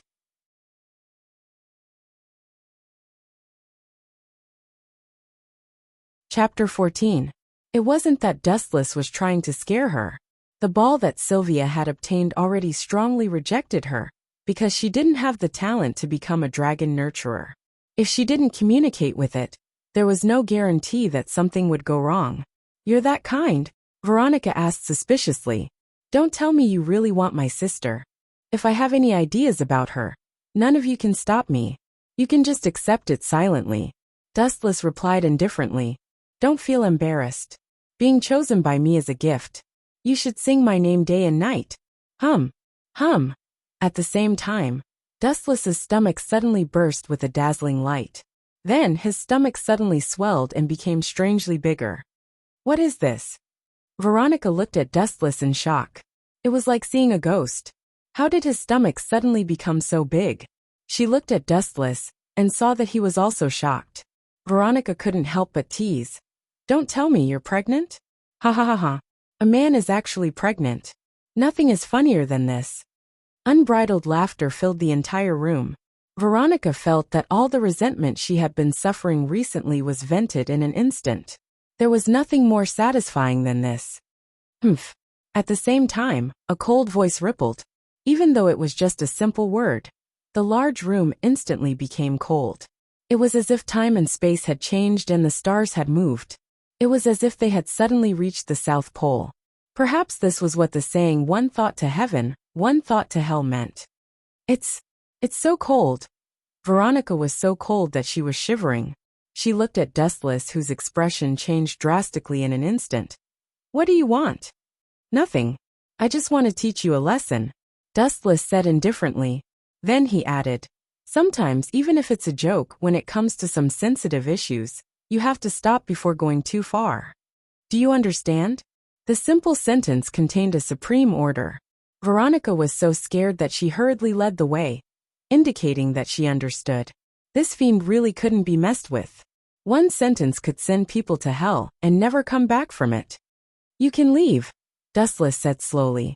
Veronica hurriedly nodded and left. Dustless in this state was indeed a bit terrifying. His body radiated a power that made people tremble. Perhaps this is his true nature. He can destroy the world with a wave of his hand. Veronica's fingertips pierced into the tender flesh of her palm, and the burning pain finally calming her down. In that split second, she had walked back and forth from the gates of hell. If not for his good attitude and timely admitting his mistake, Perhaps he would have already been buried by Dustless at this moment.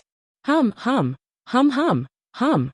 After Veronica left, a ball of light flew out from Dustless's body and floated up slowly.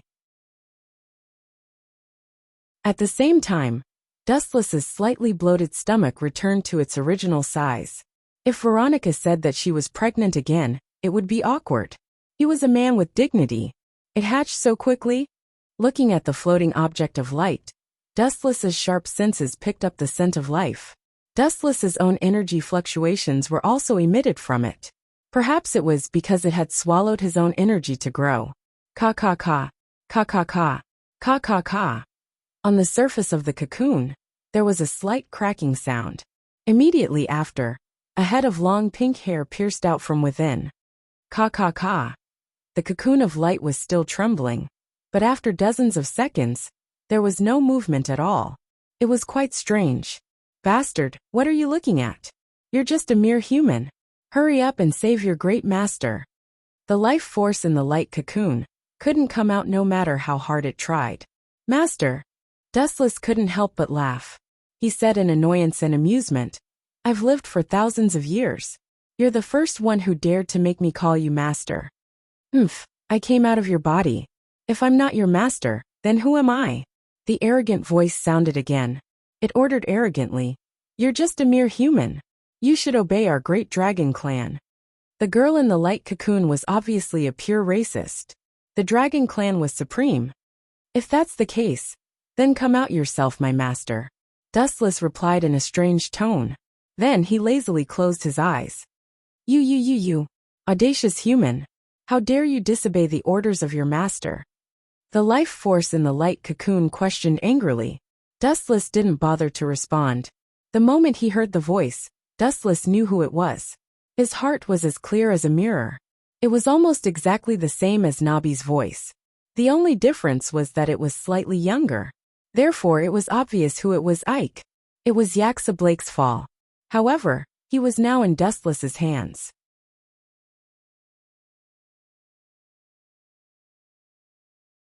Chapter 15. The night passed peacefully. The next morning, when Dustless went to class as usual, there was already a crowd outside the classroom. Out of curiosity, he walked over. After a few steps, he heard a thunderous roar. Kieran, you useless idiot. The ear-piercing roar could be heard from over 100 meters away. Wu Chen's face darkened. He knew it was Dating Chi Lin's uncle from the voice alone. Calling his own niece an idiot in front of so many people. Was this something that an elder could do? Useless trash. What's the point of teaming up with a brat like him? Koichiro spat while Kieran kept her head down. When he heard that Kota Kieran had decided to team up with Shasha Miyazaki for the Star Martial Arts Festival, Kota Koichiro was furious. If Shasha Miyazaki was one of the top 12, it would be fine. But Shasha Miyazaki was not on the list. Therefore, in his opinion, this was a stupid move. You incompetent little brat. Enraged, Koichiro raised his hand and looked at Kota Kieran as if she was his enemy. She closed her eyes in fear. You've got guts. An extremely cold voice came from the crowd. When it reached Koichiro's ears, he felt as if he was being stared at by the god of death. He immediately shuddered. Looking back, Kata Koichiro immediately saw Wu Chen. He snorted and said, I'm teaching my niece a lesson. What does that have to do with you? Your niece. Dustless sneered. Isn't it more appropriate to call her a prop? Kieran looked at Koichiro after hearing Dustless's words. Koichiro's face twitched. He didn't dare look at Kota Kieran in the eye. His gaze was erratic, giving off the feeling that he was guilty. Kieran, let's go. Kata Koichiro coldly snorted and turned to leave. But, Kieran, are you deaf? Kata Koichiro turned his head and saw the young lady standing there motionlessly. He immediately reprimanded. Or do you want me to invite you? Hurry up and disappear before I get angry. Otherwise, I might throw you out. Dustless suddenly interrupted. Koichiro shuddered. He was sure that this bastard would do as he said. Don't you like to meddle in other people's business too much? Kata Koichiro's old face was so gloomy that water was about to drip out. Yeah, can you bite me? Dustless smiled and asked. Hearing this, Kota Koichiro was so angry that his face flushed red. The blood in his lungs rolled, and he almost spat out a mouthful of blood. Since he couldn't beat them, what could Kata Koichiro do?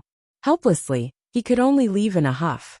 There are some things that you need to judge based on your own subjective will. You don't have to pursue success. You just need to have a clear conscience and make sure that you won't regret it in the future.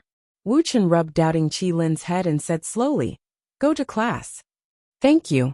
Kieran looked at Dustless gratefully. Otherwise, she would have slapped him again. "It's nothing." Dustless smiled. He didn't care too much. A weak person like him wouldn't dare to take revenge, even if he was given 100 guts. In a laboratory of the Alicante Research Institute, two young girls frowned as they stared at the scene on the screen, showing a cautious expression at the same time. "Inesta, where did this new teacher come from? I've never heard of him before. Where did Claudia Infield find such a strong person?" A young girl with healthy wheat-colored skin and shoulder-length blonde hair asked. "I'm not sure. I've never heard of him either. But that's not important. Camilla, did you notice that the energy that kid is using is very strange? It doesn't seem to be astral energy." The beautiful girl called Inesta's eyes glowed as she muttered, "Hee, interesting, interesting." These two people were Inesta and Camilla from the Alicante Research Institute. Both of them were inextricably linked to the hiring of Silas Norman. "Looks like we'll have to adjust our mimicry to guard against this guy. If he participates in the Astral Warrior Festival, we'll lose miserably." Camilla was deep in thought. "It's useless." Inesta shook her head. "Do you think Aldi and Rimsey alone can beat that guy?" Camilla said unhappily. She felt that Inesta was overconfident. "That's not what I meant. Look at this data." Inesta suddenly pointed at the screen. A bunch of data appeared there. She explained solemnly, "It's not that I don't want to modify it. Even if we take out the perfect material to create the mimicry, we still won't be able to resist that guy's attack." To put it simply, it wasn't that Inesta didn't want to modify it. The tragedy was that no matter how they modified it, it seemed that they couldn't resist the power of Dustless Void Flash. The metal that they used as experimental materials couldn't withstand it at all. The video that was shown on the screen just now was the scene where Dustless used Void Flash to destroy Silas Norman's mechanical puppets. "Ladies, Claudia from the Star Guide Academy is here," someone suddenly reported outside the lab. The two girls rubbed their heads. Although they were sure that the fact that they sent someone to ambush the Star Guide Academy would be exposed sooner or later, it came too quickly, especially when the target was Claudia, who was difficult to deal with and extremely cunning. P.S. 3,000 flowers plus updates, 3,000 rewards plus updates, 1,000 reviews plus updates, 500 automatic subscriptions plus updates.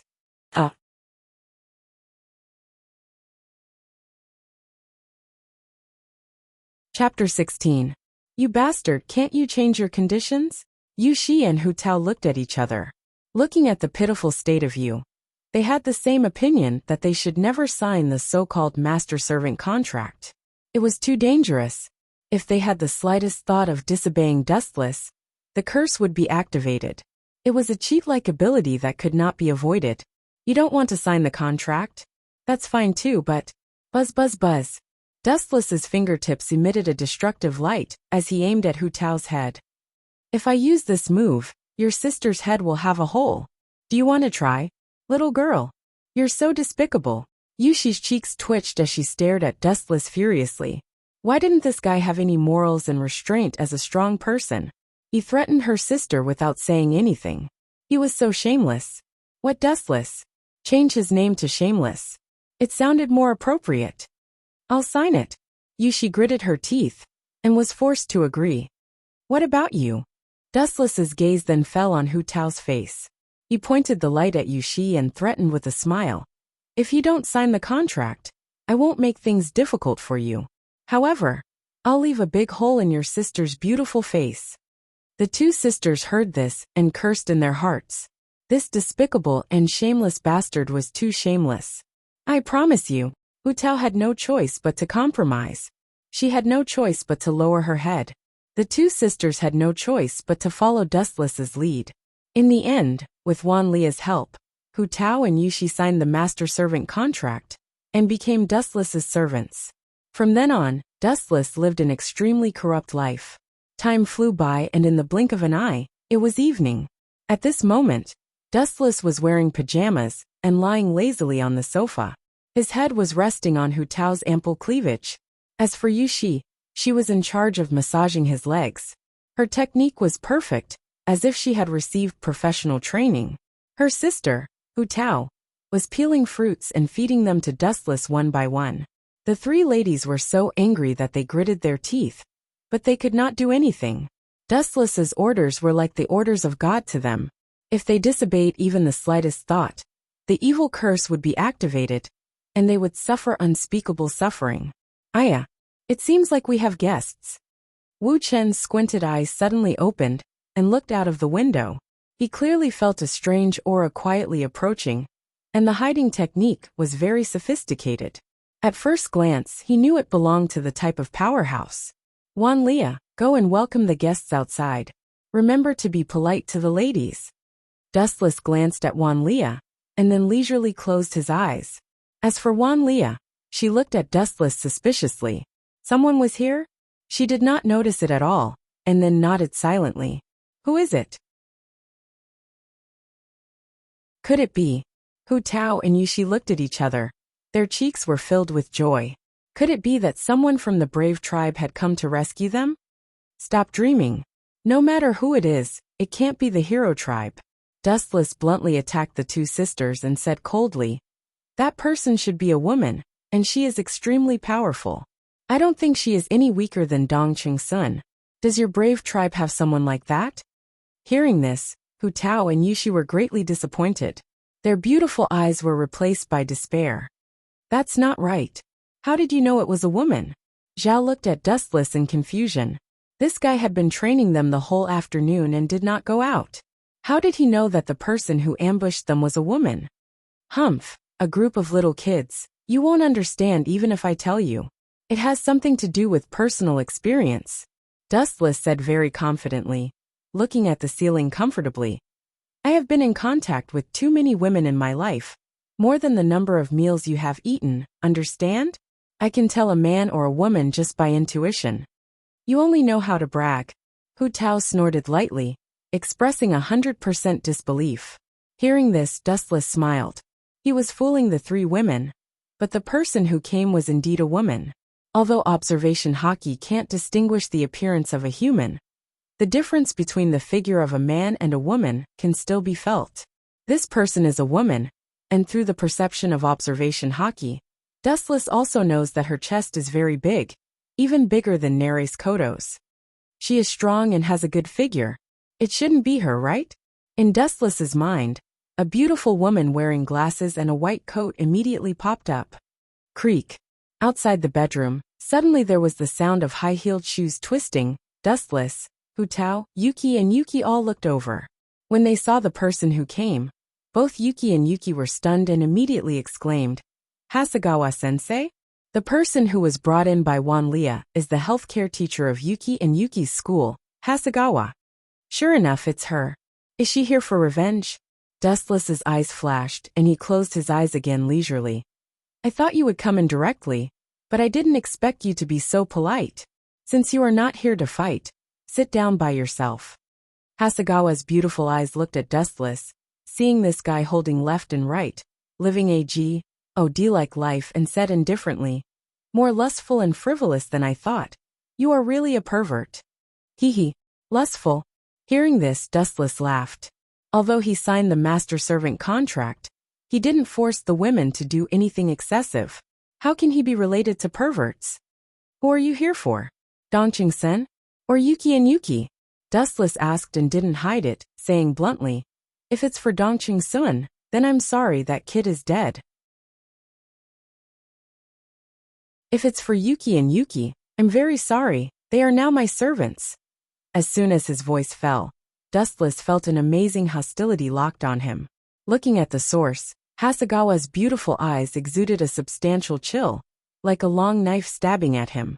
There was a light floating behind Hasegawa, and the terrible magic could even distort time and space. Even if there was no magic leakage, the whole house had begun to creak and could collapse at any time. So strong. Yuki and Yuki's faces changed greatly, looking at Hasegawa in fear. This female sensei, who had always been gentle, was definitely a ruthless character. Under the deterrence of this momentum, they felt that they could die at any time, as if there was a dangerous knife hanging on their necks, which could end them at any time. Only Dustless was unmoved. He looked at Hasegawa for a moment with no expression, and his dark eyes exuded an ominous feeling. The so-called god is only at this level? If you continue to behave atrociously, then I really can't forgive you. Then, Dustless broke out a more oppressive momentum, like a tsunami rushing to Hasegawa. Pucci, Hasegawa's face changed greatly. The moment she was covered by the supreme majesty, her internal organs trembled, almost crushing her. She couldn't help but spit out a mouthful of blood, and her face was as pale as paper.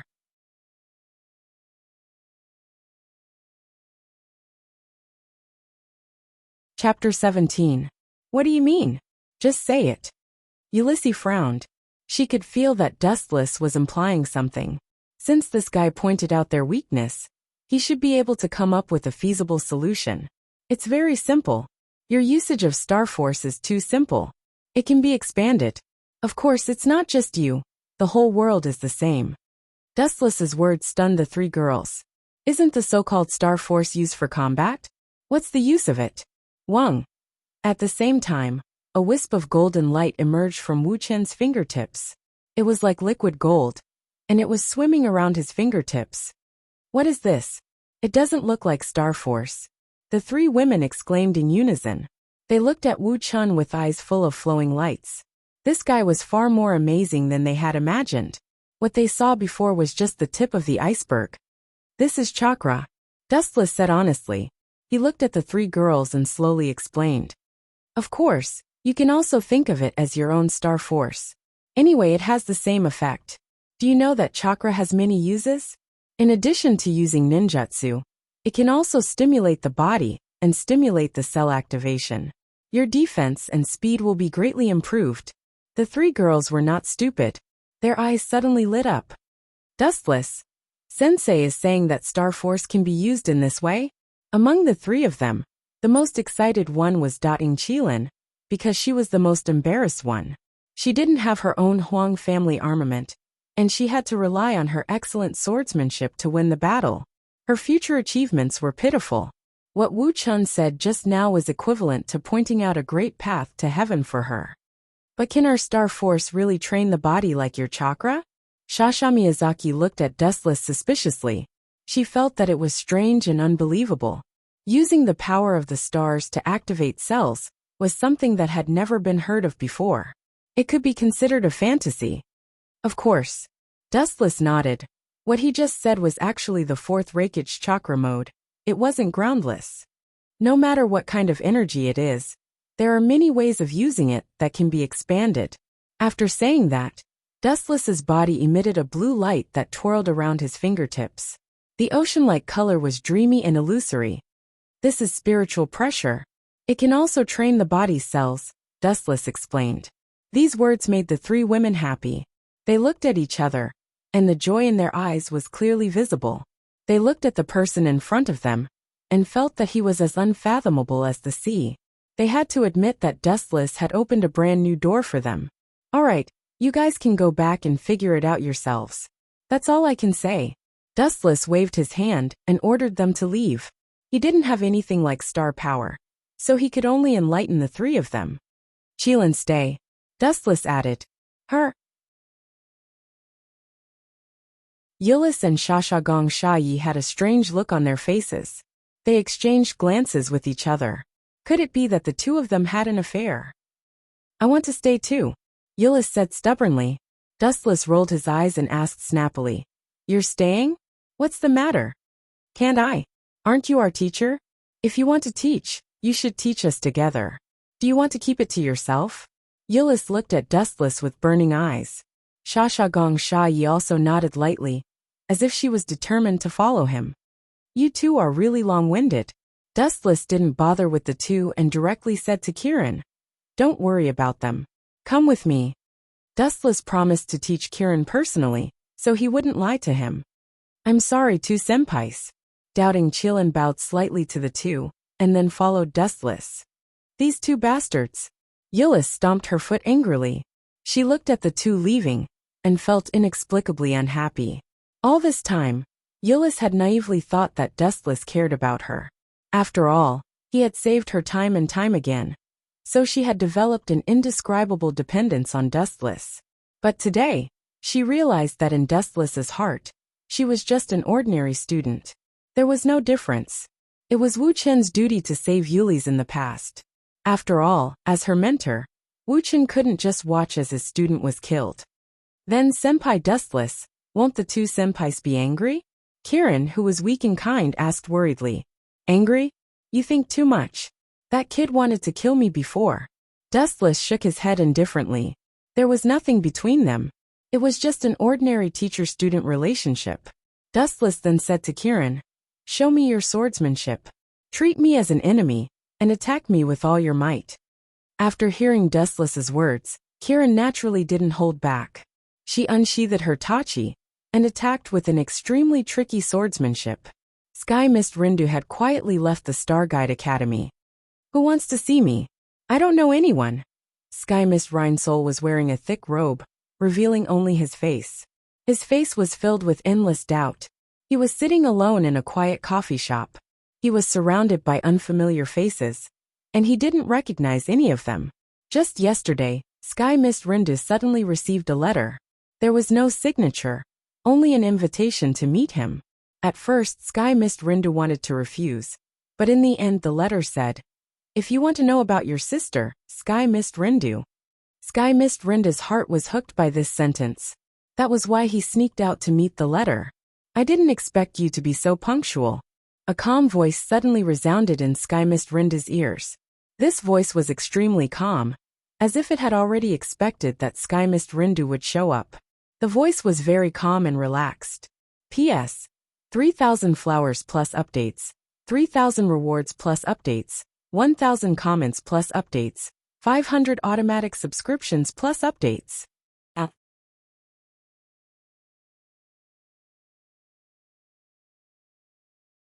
Chapter 18.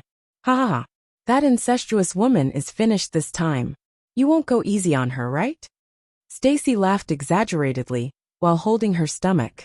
She rolled around beside Dustless without a care for her image. Of course. Dustless answered with certainty.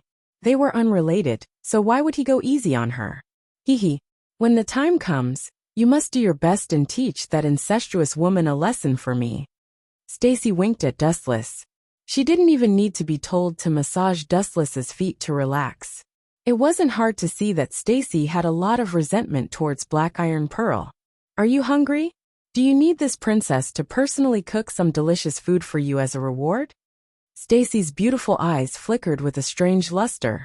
Her delicate face was almost touching Dustless's face. A princess cooking for me. I really can't afford it. You don't have to be nosy. Go do what you need to do. I need to rest. Dustless waved his hand and ordered Stacy to leave. Then have a good rest. When night comes, this princess will let you taste my cooking. Stacy skipped away like a happy elf. She's really hopeless. Looking at the girl leaving, Dustless opened his eyes. Just as he was about to fall asleep, his phone rang. Dustless couldn't help but look at it. It was a text message from the chairman. The content was very simple, asking to meet him. That woman. We just met. Why is she looking for me again? After complaining, Dustless put on his clothes, jumped out of the window, and went straight to the chairman's office. At this moment, there was a middle-aged man in a suit in the chairman's office. This person looked old-fashioned. His facial features were similar to Black Iron Pearl, but his temperament was much more mature. Just by sitting there, he didn't need to release his aura to make people feel a heavy pressure. This kind of person at first glance had been trained in a high position for a long time. He had a powerful aura. It was certain that this person was either rich or noble. Creak. The office door was gently pushed open, and Dustless walked in. He couldn't help but frown. Didn't that woman ask me to meet her? But he himself disappeared. Dustless was about to turn around and leave when the middle-aged man sitting on the sofa opened his mouth. Young man, are you going to ignore me? His voice was as calm as an ancient well, devoid of any emotion. Young man? Dustless glanced at this person from the corner of his eyes. After examining him for a moment, he said coldly, "No matter who you are, watch your tone." Wu Chen's real age was more than enough to be his ancestor. Sure enough, it's just as the chairman of Xingong Temple said. You're unruly. Although you look frivolous on the surface, you're actually more arrogant than anyone else. The man in the suit on the sofa did not get angry. He introduced himself politely. My name is Eben Yen. I'm Eben Yan's father. I heard that you had some conflict with Eben Yen. Sorry. Hearing this, Dustless's expression eased a little. He asked directly, Did you ask the chairman to call me here? We don't seem to know each other, and to some extent, we're quasi-enemies. After all, Dustless didn't have a good relationship with Eben Yen and Eben Yihui. You're exaggerating. There's no such thing as an enemy. Eben Yen smiled and said rather gently, I heard that your opponent tomorrow is Eben Yen. That's right. Dustless nodded and then added, If you want me to lose to her, then forget it. He Tian's expression froze. He took a deep breath and said, To tell you the truth, I've always thought highly of Zhu Xian. If you eliminate her in the first round, wouldn't that mean that you can't accept it? Our Eben family is a famous family in Japan. If people know about it, we'll lose face. If you want to blame someone, you can only blame her bad luck. Dustless said coldly. He had already understood Eben Yan's intention. He probably wanted him to go easy on Eben Yan. It was a beautiful idea, but it was absolutely impossible. Because once Dustless went easy on Eben Yan, it meant that he would lose. Although Dustless didn't care about the final result, he wanted to crush Eben Yihui's dignity in front of everyone. How could he lose to Eben Yan? Absolutely not. I heard that you seem to have a grudge against Yihui. Eben Yan looked at Dustless with burning eyes and suggested, I have a suggestion. Why don't you listen to it? I can use my power to make Yihui lose face, and even be kicked out of this school.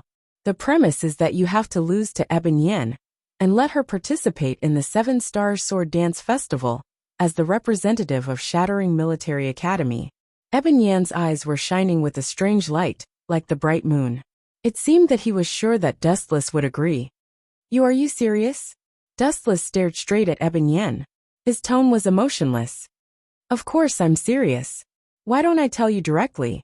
I've been making things difficult for Yihui to graduate, but that kid's temper is too stubborn. He won't listen to me. Eben Yan said helplessly. Although your conditions are very attractive, my answer is, stop dreaming. Dustless squeezed out a sneer and said disdainfully, You think that without you, I can't make him lose face? Hilarious. Do I need to cooperate with someone like you? After that, Dustless left, leaving Eben Yan with a pale face. He clenched his fists. He didn't expect that Dustless would reject such a generous offer.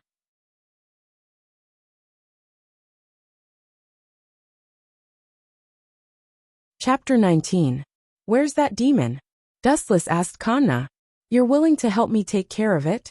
Kanna had an excited expression before she said in a troubled manner. I don't know, but every time I sleep he'll appear. How about I? Kanna's face was currently red as she stuttered, as if she had something difficult to say. She was also embarrassed. If you have something to say, just say it, Dustless said in an extremely magnanimous manner. How about I sleep at your place tonight? Or, how about you sleep at my place? That way, you might be able to see that mirror demon. Kanna lowered her head in embarrassment after saying this. It was quite difficult for a girl to make such a request. I hope you can understand. I had no other choice. Not only did that demon keep harassing me, he even threatened my parents and caused them to be hospitalized. I can't forgive him for that. Kanna raised her head and looked resolutely at Dustless. Her eyes were shining brightly. Even if she knew that she was dancing with the devil, she was still willing to give it a try.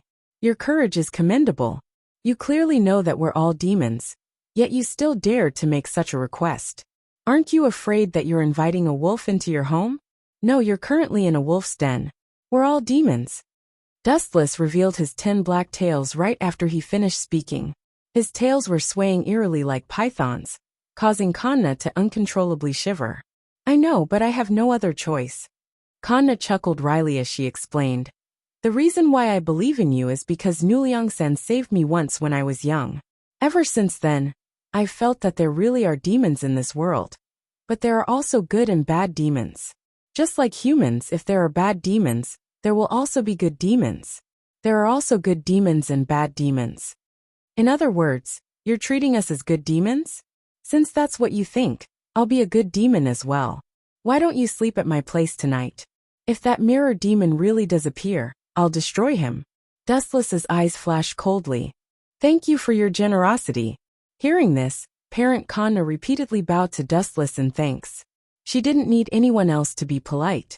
She walked over to the bedroom next to the cherry blossom tree. After entering the room, the young girl looked around like a curious baby. She even calmly picked up some pastries in the room and began to eat them. These were all made by the Snow Maidens, and they were extremely delicious. Are all humans so bold these days? It's fine if she's not afraid when she's in a monster's house, but she's even eating that thing casually. Isn't she afraid that it's a pastry made from human brains? Dustless commented in confusion. He carefully observed Kanna's expression, which was natural and casual. She didn't seem afraid at all. Didn't she just say that she's treating us like good demons? This human girl is truly a strange one. The hairy prostitute blinked her beautiful eyes as she looked at Kanna's parents with interest. I hope it won't be too boring tonight. Dustless once again laid down on prostitute Mao's jade-like legs. It was still early, so he decided to take a nap. It's been so long. Why hasn't she come out yet? A petite girl had an anxious expression as she paced back and forth in front of Nuliang Group's main entrance. She was none other than Yuro Hanacoin. After learning of Lu Xiong Nuliang's identity, she had been secretly observing Nuliang Group. In the process of doing so, she coincidentally saw Kanna enter Nuliang Group. She directly entered Nuliang Group, and Yuro Hanacoin didn't even have a chance to stop her. That was because Nuliang Group was nearby. If Yuro Hanacoin stood up at this time, the demons in Nuliang Group would know that someone was watching them, and she would be implicated. That was why Yuro Hanacoin could only watch as Kanna entered Nuliang Group. I'll sneak in when it's dark. Yuro Hanacoin secretly decided that Nuliang Group was heavily guarded right now. Sneaking in would be suicide. The wait was incredibly long. Yuro Hanacoin snuck into Nuliang Group before it was even dark. She went door to door to search for Kanna's whereabouts. Could she have been eaten by one of those crazy demons? After searching for more than 1.5 hours, Yuro Hanacoin was gradually getting impatient. She had searched most of the rooms, but there was no one there. There's only one room left. Yuro Hanacoin was rather absent-minded as she looked at the closed sliding door next to the cherry blossom tree. She was quite familiar with that place. Last time, she met Dustless here. However, Yuro Hanacoin found it difficult to accept that this gentle man, who sometimes seemed like a scholar, was actually a demon. It was highly likely that he was a high-level member of Nuliang Group. Let's go take a look. Yuro Hanacoin quietly approached with light steps. She was as light as a dragonfly skimming the surface of the water, making it difficult for anyone to notice her. Asterisk knock knock knock. Asterisk Yuro Hanacoin lightly knocked on the sliding door a few times. After more than 10 seconds of silence, she smiled faintly and thought to herself, very good, there's no one here. Asterisk whoosh. Asterisk Yuro Hanacoin didn't even think about it, as she directly opened the sliding door. However, the scene that greeted her stunned her. What exactly are you guys doing? Yuro Hanacoin looked around and saw that Dustless was leaning over the table and drinking tea. Kanna was sleeping right next to him. Her sleeping face was incredibly sweet and cute. What shocked Yuro the most was that Kanna was even snoring, and there was even saliva dripping out of her mouth. Yuro Hanacoin's worldview was instantly destroyed. Is this still the dignified and beautiful Kanna from before?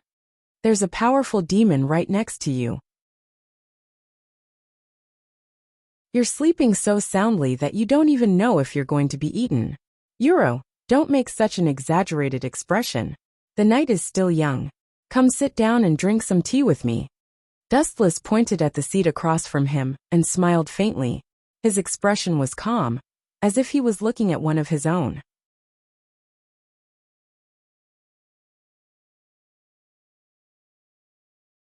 Chapter 20. The raging fire in the center of the arena was unstoppable. It filled the entire arena, including Black Iron Centipede. Damn it, damn it, damn it, Black Iron Centipede kept cursing. She tried to use ice magic to force the fire away, but the temperature was too high. The water that leaked out of her body evaporated immediately. You lost. Wu Chen's emotionless voice resounded through the audience. He said faintly, "Your nickname is Deep Sea Witch. Most of the moves you use are water. You have no chance of winning in front of this flame." Dustless's tone was as cold as a death sentence. Black Iron Centipede's pretty face turned pale.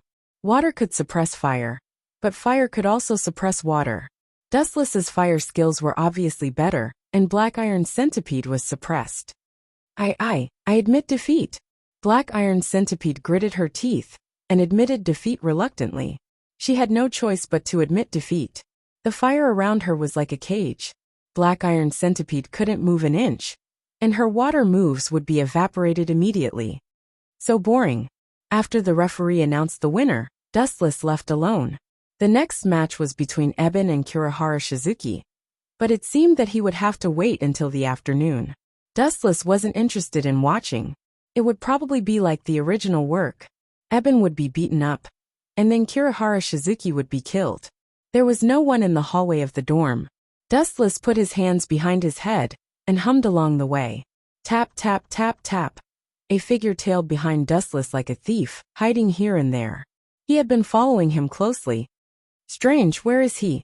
After turning a corner, the girl couldn't help but look around. To her surprise, Dustless had disappeared from the face of the earth. Are you following me? The space beside the girl twisted, and Dustless mysteriously appeared. Are you a human or a ghost? The girl was so scared that she kept backing away. Dustless's strange appearance really gave her a shock. If you're a ghost, then you're dead. Dustless replied indifferently.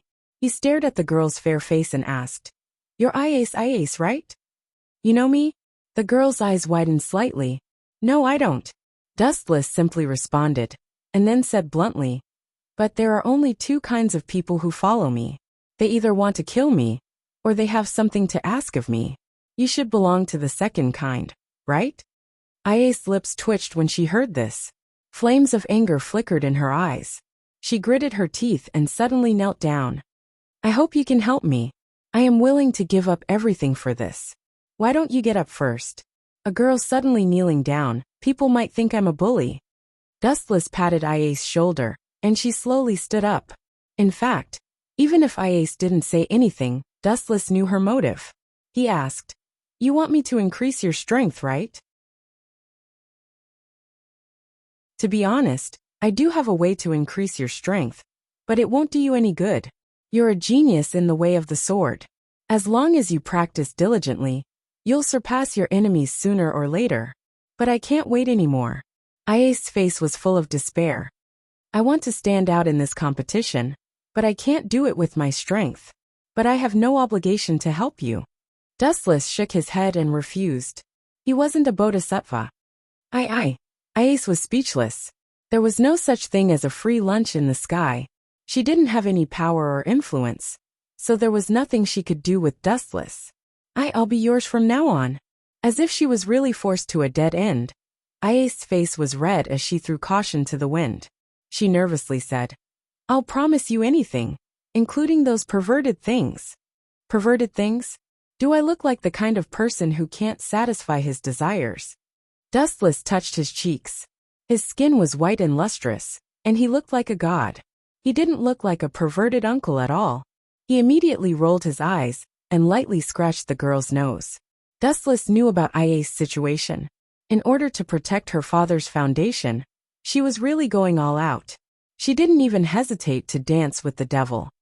It's not as hard as you think. I'll give you a discount. You just have to do one thing for me. Dustless waved at Iace. The girl immediately leaned her ear closer. That simple?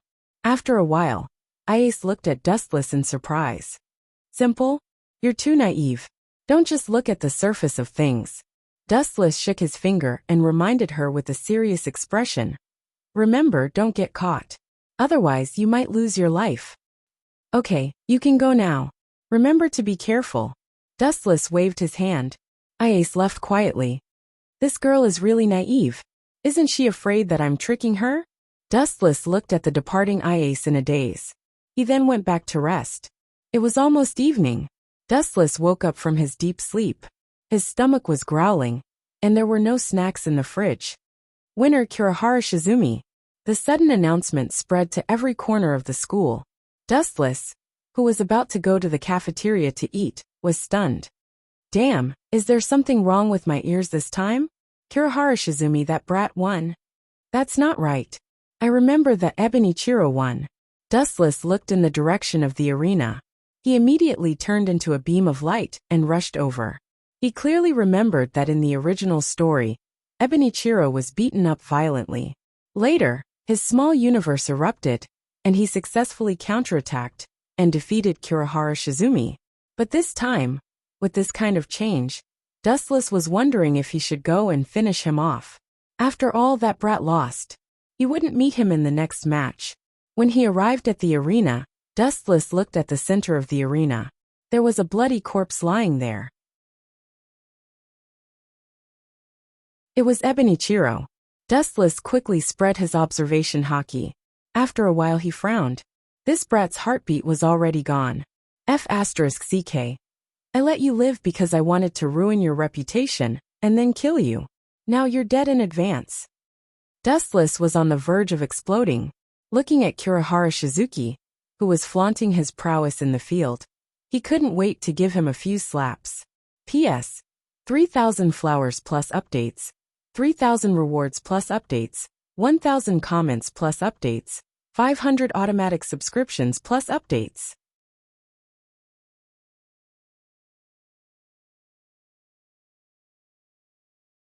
Chapter 21. Bang boom boom boom. The power of Snowblast's punch was not bad. That seemingly weak fist exploded with a powerful energy wave and sent Mosquito Girl flying into the sky. Crack! That sharp and steel-like stinger also broke with a snap. This? Mosquito Girl looked at Snowblast in surprise. This woman had such a physical skill? Such powerful strength was not something a woman could possess. Furthermore, it was displayed by a human. Mosquito Girl was indeed shocked. Humph! Snowblast snorted arrogantly. After following Dustless for a while, she had to go through all kinds of crazy hellish training every day. Although there was still a long way to go before she could break through the limiter, her physical fitness had improved tremendously. It was a world of difference from before. Have fun with her, Snowblast. Dustless picked up a blade of grass from somewhere and held it in his mouth. His expression was frivolous, as if he already knew the result. Go to hell, human. The enraged Mosquito Girl turned and charged at Snowblast.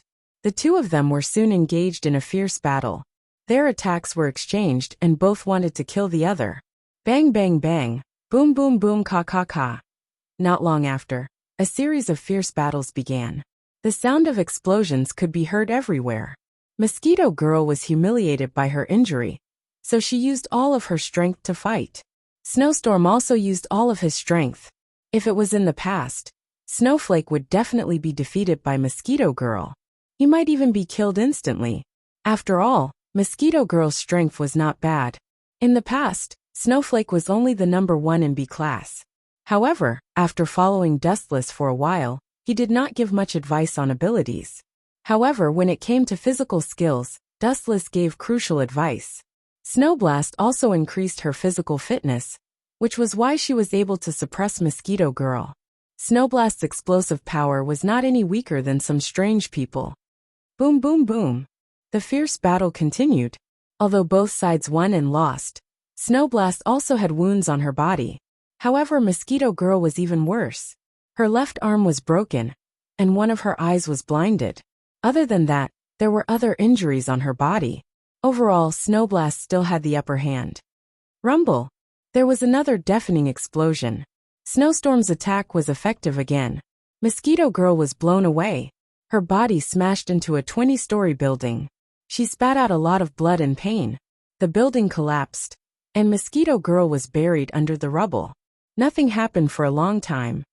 Ah, you're finally at your limit? Dustless, who was leaning against the corner of the wall, couldn't help but look over. Although there were layers of ruins, through the perception of observation hockey, she clearly found that Mosquito Girl was on the verge of death. It's almost over. Snowflake, that mosquito isn't going to last much longer, Dustless said as he looked at the sweaty Snowflake. He took out a bottle of water from his pocket and tossed it to Snowflake. Gulp, gulp, gulp. After unscrewing the cap, Snowflake immediately began to gulp down the water. The whole bottle was emptied in about 10 seconds. She had used up a lot of stamina from the previous battle. That's it. This Mosquito Girl is also a useless piece of trash. Blowing Snow shook his fist and mumbled, I'm not serious yet. Is that so? Dustless's eyes suddenly narrowed and asked with a smile. You mean, you still want to play with her? Snowflake. Yes, I've been focusing on my physical fitness these days. I haven't found any suitable opponents. This Mosquito Girl is good, but unfortunately, she's not going to last much longer. Snowflake felt it was a pity. People's attitudes always change unconsciously. In the past, when she was a hero, Snowflake's goal was very simple, to destroy the monster and complete the mission. But now, since she followed Dustless, the so-called monster has completely become a role of a sparring partner. Her vision has changed. If you haven't played enough, you can punch that guy twice. Dustless smirked. Snowflake froze and said, Didn't Dustless, Sama say that Mosquito Girl is not going to last much longer? That's true, but if she has nourishment, she can still fight. Dustless smiled mysteriously and said, I'll help her strengthen a little. Otherwise, she might be crippled by you again. Be careful later, Mosquito Girl's strength may become stronger. Okay. Snowblowing nodded heavily. He still looked incomparably confident.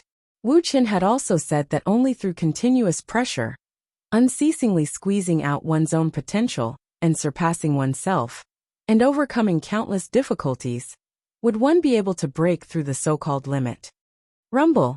At this time, the ruins that buried Mosquito Girl suddenly collapsed. She flew out with wounds all over her body. Looking around, there was not a single spot on her body that was not injured, and there were wounds everywhere with blood flowing out. You bastard woman, I'm going to kill you. Mosquito Girl roared angrily. Her eyes were bloodshot, and she wished she could swallow Snowflake whole. It was a disgrace. She had been trampled on by a woman she had looked down on previously. This feeling was too painful. There was a reason why she had looked down on Snowflake. It was because Mosquito Girl had recognized Snowflake's identity. Previously, her withdrawal from the Hero Association had caused quite a stir, and the entire world knew about it. After all, she was Tornado's sister. It was impossible for her to not be noticed. Mosquito Girl also had a certain understanding of Snowflake, and knew that she was the #1 hero in B rank.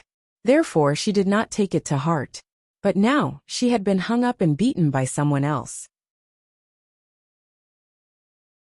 Her arm had been torn off. She had lost all her face. Huff, huff, huff. Mosquito Girl was gasping for breath. Her throat was moving violently, and the frightening blue veins on her neck were bulging. Her lungs had been injured in the battle just now, and she did not know when she would die, before she could catch her breath. You want to kill me in your half-crippled state? Snowflake crossed her arms in front of her, and shook her right arm in a threatening manner. I think I can destroy you with one hand. Hehe. You will regret it immediately. In a while, you will understand how stupid you are. Mosquito Girl sneered with a twisted face. Her sinister expression was enough to give one nightmares.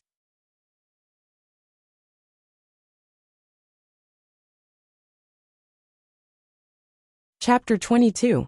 A few years had passed, but Principal Margaret could still remember that the difference in strength between the students taught by Dustless and those who had never been taught was like heaven and earth. This was reflected vividly in Shadalisa. Jainisa, who was ranked second in the second year, had never been taught by Dustless. In the end, she was just a small fry who could be defeated in a single blow.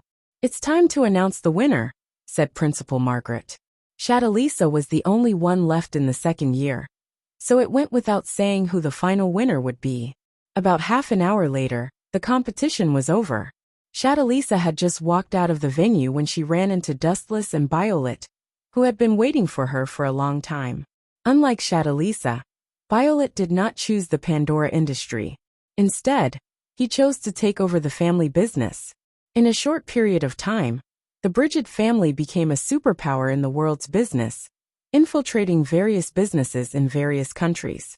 Sister? With brother? Shadalisa noticed the two of them, and a warm smile bloomed on her cold face as she threw herself into Violet's arms. This scene stunned many people, and their eyes widened. When did the Queen of Exquisite Contact become so approachable? What a miracle! Didn't I say it before? How many times have I said it? You're not allowed to call me brother. Dustless flicked Shadalisa's forehead in annoyance. Because of his youthful appearance, he had always maintained the appearance of an 18-year-old to a 20-year-old, and Shadalisa had always treated him like an older brother. Hee. Shadalisa rubbed her head and giggled. She blinked her big eyes and said, "Am I supposed to call you old man?" "Forget it, up to you." Dustless could not be bothered to argue and said bluntly, "Speaking of which, do you feel any discomfort in your body?" Dustless's cells were not something that could be easily controlled. It was just like how only a few people could transplant Hashirama's cells. If there's a flaw, it's that it's too explosive. Sometimes I can't control that powerful force. As for its advantages, it has too many. The biggest advantage is that it almost never tires. I've tried not sleeping for several days and nights, and it still felt like nothing had happened. So you're experimenting on my cells. Dustless rolled his eyes. He was relieved to hear that there were no side effects. In Naruto, many people died after transplanting Hashirama's cells, and Dustless's cells were stronger than Hashirama's, which meant that he was in more danger. He was relieved to hear that Shadaraza was fine. This is a rare opportunity. Let's have a meal together. It's not easy to get into this school. I only managed to sneak in by pretending to be Dustless Kuen's wife. Violet complained with some dissatisfaction. Dean Margaret was unexpectedly strict. Wife. Shadaraza was stunned when she heard that. She stared at Violet for a few seconds before saying nonchalantly, "That's not a good idea at all. It's best not to use it next time.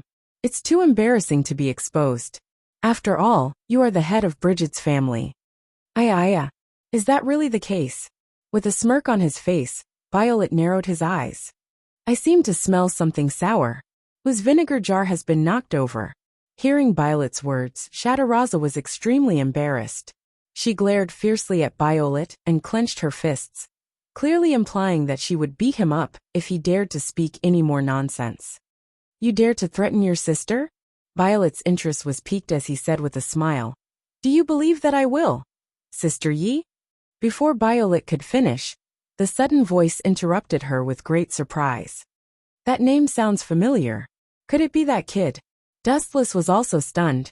His gaze swept over the source of the commotion. When he saw the person with delicate features, he felt relieved. "It's indeed Kanzuya Aoki. Is this the guy that Grandpa wanted me to conquer? Is it because of the implantation of my sister's divine mark?" Kanzuya Aoki was stunned for a moment when he saw Shadalisa. Then, he began to think of a way to win her over. That's right. Kanzuya Aoki's mind flashed as he thought of a good way to get close to Shadaraza. He leaped over. "Sister, I've missed you for a long time." This sudden scene made everyone stop in their tracks. Kanzuya Aoki was about to hug Shadaraza. Plop. Kanzuya Aoki hugged a body and was instantly overjoyed. "Grandpa, I succeeded." However, he soon realized that something was wrong. Kanzuya Aoki muttered to himself in confusion. "Why is this body so hard and so cold? Shadaraza's body is clearly very voluptuous. I'm a man. My body is definitely not as soft as a woman's. I'm sorry to disappoint you. Also, can you send me away now?" The sudden voice made Kanzuya Aoki shiver. He looked up and saw Dustless's cold face. "Damn it, why am I hugging this bastard?" The corner of Kanzuya Aoki's mouth twitched. An army of 100,000 alpacas ran through his mind. "Do you really want to die that badly?" Shadaraza's gaze was as cold as a knife. Her eyes were filled with killing intent as she looked at Kanzuya Aoki. If not for Dustless, she might have been the one hugged just now. Just the thought of it infuriated Chataraza. In her entire life, there were only 3 people who had ever touched her body. One was her mother, one was her older sister, Violet, who often fooled around, and the last was Dustless, who had personally taught her how to fight.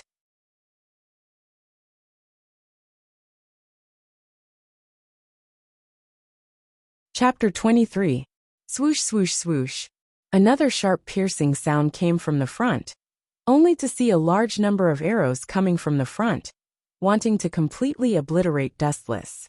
But Poochie, Poochie, Poochie. His body was pierced through again, but the result was exactly the same as before. It was quickly repaired, and he was still unscathed. And the process of repair only took a few seconds. He can still release such a strange ability even after being poisoned. Red Assassin was surprised at Dustless's vitality. How could he not be affected at all after being poisoned? Then she coldly snorted. Then let me see how tenacious your little life is. Boom boom boom. At this point, it seemed that only the poison fog could defeat Dustless, so Red Assassin released all the poison fog without holding back. In an instant, the poison content in the lungs suddenly increased by several times, and even the sky turned purple. The most frightening thing was that the surrounding green grass and trees withered, and even the fertile land was drained of vitality, turning into an endless desert, as if it was in a purple death god's space. And Dustless was still standing there safe and sound. What's the use of this thing? Dustless quickly formed a seal with his hands, and then shouted, Wind escape great breakthrough. Rumble. A strong hurricane whistled out from Dustless's mouth, and the purple poison fog that covered the sky was suddenly blown away. TSK, this despicable guy. Red Assassin cursed, and her voice was slightly angry. If she had to find a natural enemy for the poison fog, it would be the wind. When the wind blew, the poison fog was dispersed. If I don't show some real ability, it's impossible to kill this guy. Red Assassin's beautiful eyes glanced at Red Archer, and still had that arrogant attitude. We'll have to fight with our lives on the line. You temporarily delay this guy. I need to prepare. Swoosh swoosh swoosh. After saying that, without waiting for Red Archer's decision, Red Assassin disappeared. This arrogant woman really thinks of herself as a queen. Archer's expression was unhappy, and his tone was also very unhappy. Listening to Assassin's tone, it was as if she was ordering him around like a subordinate. The Empress of Assyria is worrying too much. Dustless spoke with fervor and assurance. He said in a rather evil manner, This woman's personality is too arrogant. It should be very interesting to trample on this kind of woman's dignity. Do you think that if I let her use all her strength to unleash her ultimate move, and then easily destroy it, would that woman's expression be very interesting? You. Archer's body trembled, and he felt an inexplicable chill. Was this guy looking forward to it? Even though she was repulsed by Assassin's arrogance that day, she understood that Assassin had the strength and capital to do so. Rumble. A large number of mud walls rose from the ground in all directions, forming a wall that was dozens of meters tall. Assassin then reinforced the wall with her own mana, forming a barrier. It could be said that the wall was impenetrable. Boom boom boom. Not long after, a large amount of thick purple fog drifted out from the sealed space. The smell was even stronger and more intense than the previous one. Dustless's expression did not change, and he was completely unaffected. He stood there calmly, but cough cough cough. Red Archer coughed violently, and a few mouthfuls of bright red blood came out from her mouth. She almost roared, You insidious woman! Are you planning to kill me too? Red Archer trembled with anger. This woman was truly vicious. She even killed her own teammate? Isn't that normal? However, Wu Chen explained calmly. For her, you who know the truth seems to be a hindrance. She may even fight with her after the matter is over. So it's better to find a chance to kill you too. If I'm dead, there's almost nothing in the black side's heroic spirit that can threaten her. The assistance of you heroic spirits is also insignificant. With Red Assassin's strength, she could almost wipe out everything. Assassin! Archer's angry voice echoed in the sealed space, and no one responded. The strong would only use their fists to crush everything as a response. Only the weak would moan for no reason. Archer. Assassin's mocking voice also rang out. She said slowly, I'm really sorry. There's only one Holy Grail, and too many heroic spirits will be a hindrance. It's better for some of them to die early, don't you think? Anyway, we'll still have to fight after defeating the black heroic spirits. Why don't you suffer a little and leave early? This bastard. Archer gritted his teeth. The humiliation of being betrayed was too humiliating for a heroic spirit. Farewell. In the sealed space, a mysterious magic circle appeared in the void. Not only was poisonous fog spewing out, but there were also terrifying howls. Come out, Batum. Let the enemy see your horror before they die. As soon as the red team assassin finished speaking, the shackles on the monster hidden in the magic array were removed, and it was completely released. Ow, ow, ow. A ferocious giant head rushed out of the magic circle surrounded by purple light. He opened his mouth, and a heart-wrenching sound spread out. So noisy.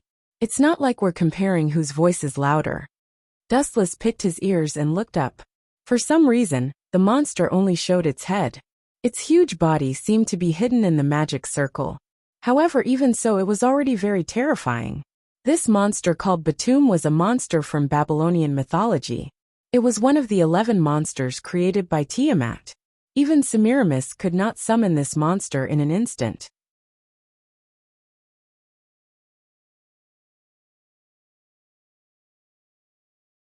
Chapter 24. This, how is this possible? Everyone's eyes widened to the extreme. Their eyes were as big as copper, and they were all in a daze. This guy can ignore my pure ice domain? Kanzuya Aoki was dumbfounded. Dustless walked over calmly, as though he was taking an afternoon stroll. As expected, Sensei is always so unfathomable. Shifeng was not surprised. The title of the strongest man in the world was not just for show. Brat. A few seconds later, Dustless walked in front of Kanzuya Aoki. He stretched out his finger and tapped the void lightly. Bam! This seemingly casual tap was like the hand of the heavens. With a light tap, Kanzuya Aoki's pure ice domain instantly collapsed. The azure domain that enveloped everyone also disappeared. You're still far from being able to challenge me at this level, Dustless said calmly. Immediately, his eyes turned cold, and a piercing cold light shot out. Ka. Under the pressure of this aura, Kanzuya Aoki immediately knelt down. His knees even cracked the ground. Dustless Sensei, please show mercy. After all, he's just a freshman who knows nothing. Shifeng quickly admitted defeat for Kanzuya Aoki. The difference was too great.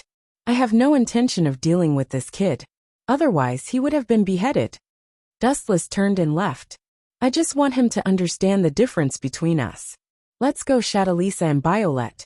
The three of them gradually disappeared from everyone's sight. The two girls stood on Dustless's left and right, guarding him like bodyguards. Can this guy ignore my pure ice domain? Kanzuya Aoki's lips trembled uncontrollably. He could not hide his shock. Just how powerful was Dustless? Didn't I say before that I'm not even comparable to a finger of Dustless Sensei? Shifeng patted Kanzuya Aoki's arrangement and smiled as she comforted him. Dustless Sensei isn't the kind of person you think he is. He's very gentle. How can you understand my pain? Kanzuya Aoki did not appreciate it. He snorted coldly and left angrily. His own sister had been killed by Dustless. Who could be at ease? Who could pretend that nothing had happened? Absolutely not. Sir President, this guy is too insensible. He completely doesn't understand how great teacher Dustless is. Dustless?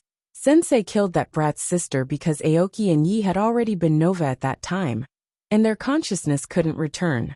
That's why Dustless Sensei killed them. Shifeng complained to Bantisi Finello. In Seagate School, Wichan had a large group of female fans. That guy. I hope he can recognize himself. Shifeng also shook her head and sighed. Perhaps she was worrying too much because it wouldn't take long for Kanzuya Aoki to realize how scary it was to offend Dustless in this school.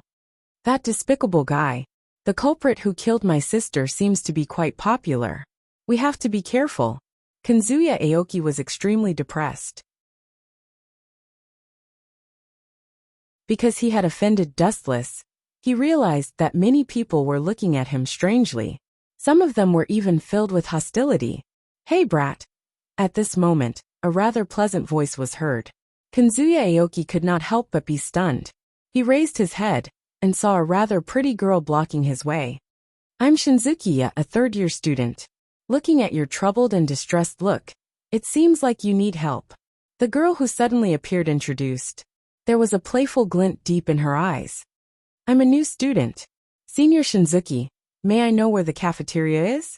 Kanzuya Aoki scratched his head and asked embarrassedly. "The cafeteria? Let's go together. It's lunchtime and I'm hungry." Shinzukiya did not care if Kanzuya Aoki agreed or not. She directly led him away. "Thank you." Kanzuya Aoki immediately expressed his gratitude. It turned out that there were still people in this school who hated Dustless. "I heard that you're the younger brother of the hero, Kanzuya Aoki?" Shinzukiya suddenly asked along the way. "Yes, that's my sister. The bastard who killed her is Dustless." Kanzuya Aoki clenched his fists and roared angrily. "I see." Shinzukiya nodded when she heard that. The surprise in her eyes disappeared. She lowered her voice and asked, "In other words, you're Dustless's enemy?" "Of course. Is there a need to ask? My sister was killed by him." Kanzuya Aoki said gloomily. "We've arrived at the cafeteria. You can go in." Shinzukiya pointed at the closed door in the distance. Her eyes were flickering with a cold light. "Thank you." Kanzuya Aoki bowed and thanked her. Just as he was about to open the door, he suddenly frowned. There was a notice beside him. It said that there was a daily sparring session. Sparring? Sparring? Is this a place for eating? Kanzuya Aoki was filled with questions, but he still opened the door. There was no scene of students gathering in front of him. There was only a spacious area. What is this place? Kanzuya Aoki was confused. Shinzukiya's ghost-like voice suddenly came from behind him. Don't you understand? Of course, it's a place for duels. Get in. Bang! Shinzukiya kicked Kanzuya Aoki in. The open door closed instantly. At that moment, Shinzukiya laughed maniacally. As for Kanzuya Aoki, he was completely dumbfounded. What was going on? Ha ha ha. Are you Dustless's enemy? That's great. As long as I beat you half to death, Dustless might look at me in a different light. He will definitely teach me a few moves. Look at that despicable woman, Shatalisa. Because of Dustless, her strength is unreliable. Once I obtain that lord's recognition, I will be able to rise to the heavens. Ha ha. I've been tricked. Kanzuya Aoki's heart sank when he heard that. He closed his eyes in despair.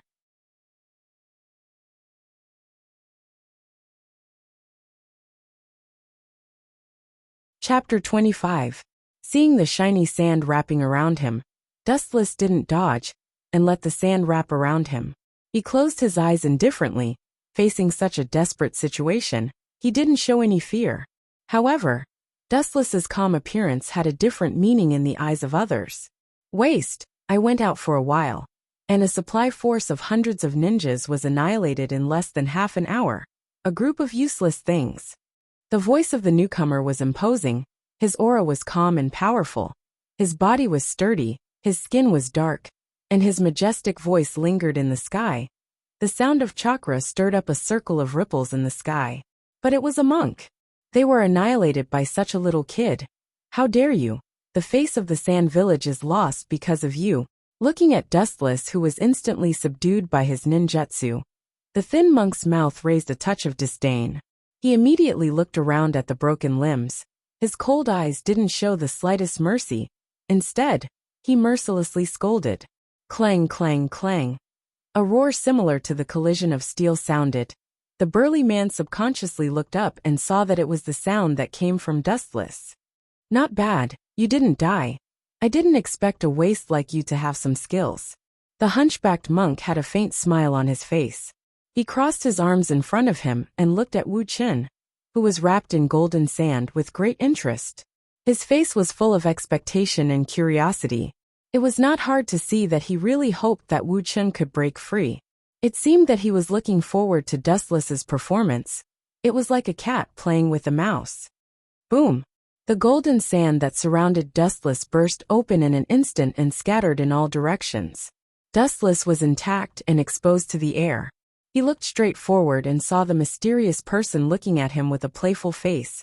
His brows suddenly frowned.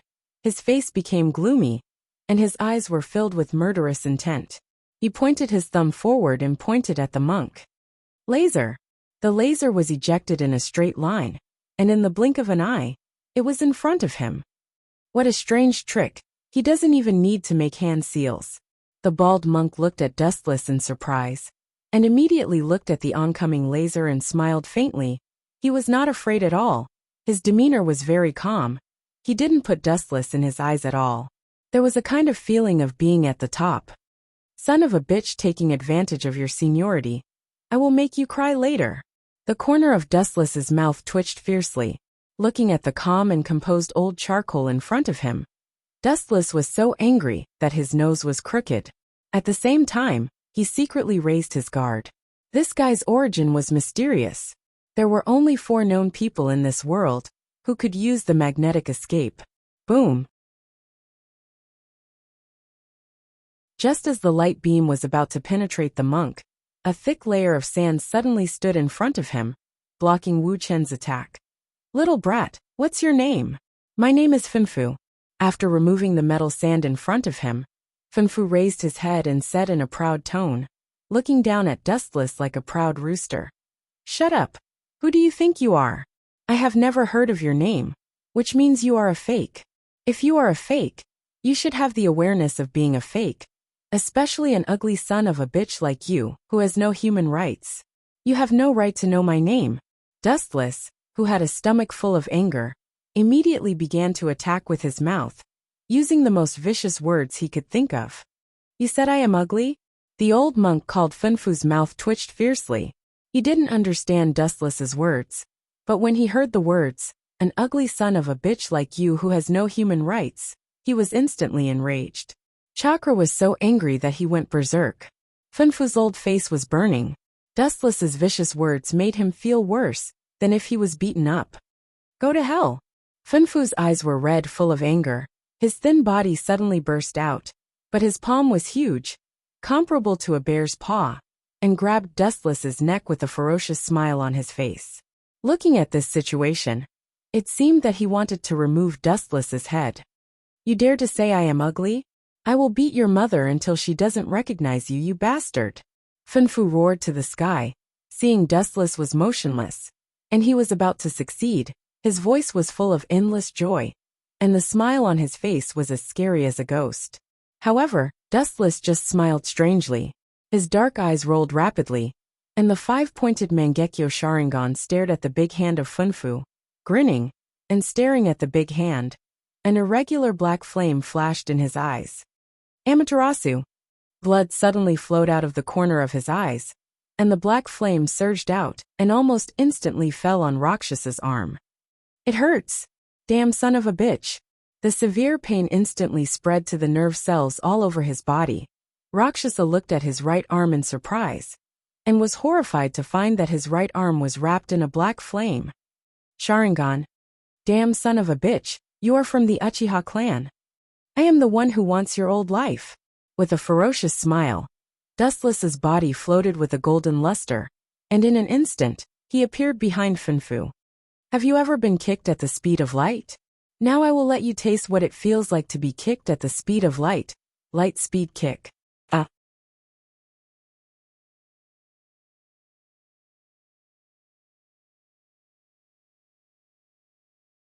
Chapter 26. In this battle, other than Dustless becoming famous, Ice also received a lot of attention. How is this possible? At this moment, the audience on Ice's side was stunned. This girl who usually kept a low profile had displayed an extremely powerful combat strength. How is this possible? Why is it impossible? Ice said faintly. She only used one hand to lightly grab her opponent's inherent spiritual equipment with pure strength. This girl, the director, was also very cautious. Although it was possible for her to become stronger, how old was Ice? Moreover, this girl's performance was not outstanding before. You did it. The director looked at Dustless, who was beside her. Why do you suspect that I did it? Wu Chen asked indifferently. Because someone saw you sneaking into Ice's place at night, and reported it to me. The director said truthfully. It was that little girl Stacy who secretly followed me, right? Dustless didn't know whether to laugh or cry. He said with certainty. She must have said that I was peeping on a beauty. You know her well. The director nodded slightly. It could be considered that she agreed with Dustless's words. Stacy did report it, but the director didn't care. Ice didn't complain about Dustless, so what right did she have to say it? Maybe it was because both of them liked each other. That's right, it was indeed my masterpiece. How is it? Very strong, right? Dustless said with a hint of pride. How did you do it? The director looked at Dustless in astonishment. Her beautiful eyes were filled with horror. Since ancient times, no matter what one did, one had to do it step by step. It was the same for the Slayer. If one wanted to become stronger, they had to constantly train and increase their own strength. However, Iace's appearance broke everyone's understanding. This girl's combat strength can now easily defeat the number 1 Dongtang Dahua. Dustless said calmly, as if he was describing a trivial matter. No way. She improved so much. The director's mouth was wide open. Her beautiful eyes were shining brightly. What kind of changes did Iace go through to evolve to such a shocking level? Don't get carried away. In the center of the arena, Iace's opponent seemed to be enraged. His inherent spiritual equipment swept towards the former, at an extremely tricky angle. Poochie.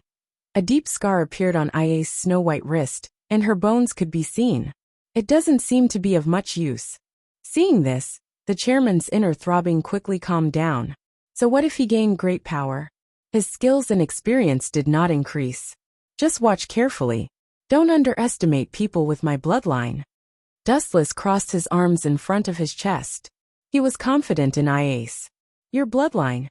The chairman looked at Dustless in confusion. He couldn't figure out what this meant. Dustless wasn't Iace's relative. How could this have anything to do with blood? Look, the wound has healed. Cries of surprise resounded throughout the room.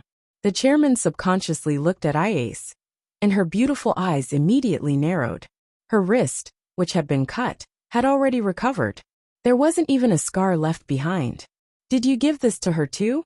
The chairman immediately looked back at Dustless. Her gaze had already changed.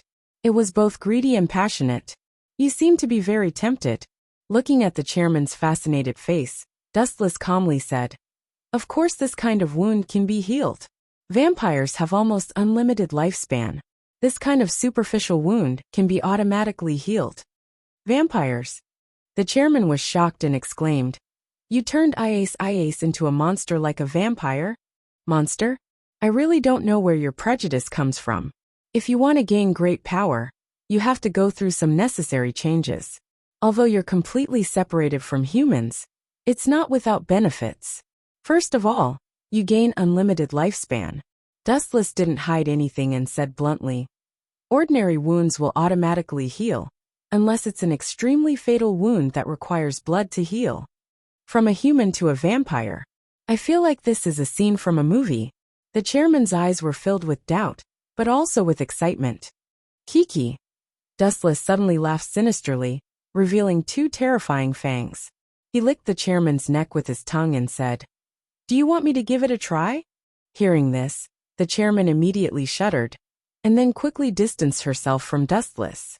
Drink my blood, or let me bite you, and you can become a vampire. Dustless said casually, No wonder you're so strong. You're not just a human. The chairman looked at Dustless cautiously, and then felt relieved. She asked with some anticipation, If I'm bitten by you, can I also become like Iace? It seems that no one is immune to great power.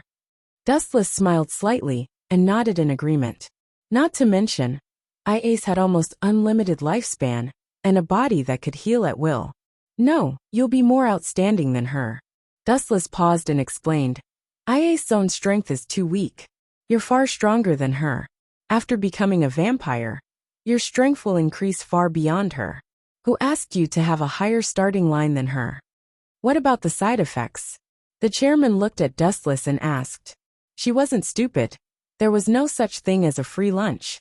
You'll be my servant forever, and you won't be able to resist me. Dustless couldn't help but look at the chairman. Although this girl was a little tempted, she could suppress her emotions very well.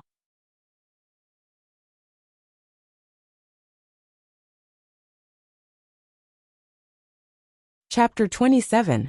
Dustless's words were like a bolt from the blue, exploding. Monk Funfu was stunned, and Shikaku in his spiritual world was also stunned.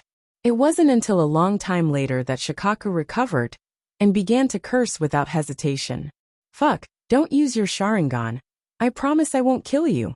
In Funfu's spiritual world, Shikaku flew into a rage, and his already ferocious and scary raccoon head became even scarier. Murderous intent broke out like a flood, attacking his reason. Don't get carried away. Lawless kid. Do you think you are invincible after opening Manjikyu Sharingan? It's just a pair of eyes that can only play with Jinjutsu. Funfu was angry again and again, looking at Dustless with disdain. Manjikyu Sharingan is famous for its Jinjutsu. This is well known, but it's just a higher form of the three-tomo Sharingan. At most, it's more powerful than the three-tomo Sharingan. Dustless shook his head. Seeing this, he knew that Funfu didn't understand the Manjikyu Sharingan, so he wasn't surprised at all. Since Uchiha Madara and Uchiha Izuna, almost no one has opened Manjikyu Sharingan for nearly 100 years, and most people's understanding of the Uchiha stopped at the three-tomo Sharingan. In that case, I will let you understand the power of the real Manjikyu Sharingan. The killing intent burst out. Suddenly, a ripple swept out of Wu Chen's pupils. His body also rose with an incomparably evil golden chakra. That terrible emotion of destruction chakra was no worse than the chakra of the tailed beast catastrophe incarnation. This is not Jinjutsu. And what's with that disturbing chakra? Funfu stared at the solid evil chakra on Dustless, and suddenly felt a throbbing in his soul. Looking at the terrifying scarlet eyes of Dustless, Funfu felt like he was being stared at by a tailed beast, and he lost the will to fight. Even if it's an ordinary skeleton, you are afraid to this extent? It's funny to see such a timid Jinchuriki like you. I'm afraid you're the first one. Looking at the Rakshasa who was drenched in sweat and fearful, Dustless could not help but sneer. His pupils suddenly dilated, and chakra erupted from all over his body. Kinsusanu, the solid chakra quickly condensed and combined. Under Funfu's surprised gaze, a giant skeleton made of solid chakra was born. Bunpuku was so shocked that he was almost petrified. Wasn't it said that the Sharingan specialized in Jinjutsu? What did this mean? Things will move in the opposite direction when they reach an extreme. Don't look so surprised. This is just a newborn Kinsusanu. It's still far from that. Kinsusanu condense. As Dustless's voice fell, behind the skeleton Kinsusanu, thick chakra once again swept up, and countless meridians and blood vessels were slowly formed, holding a slender ancient sword, and wearing the Tengu armor. What the hell is this thing?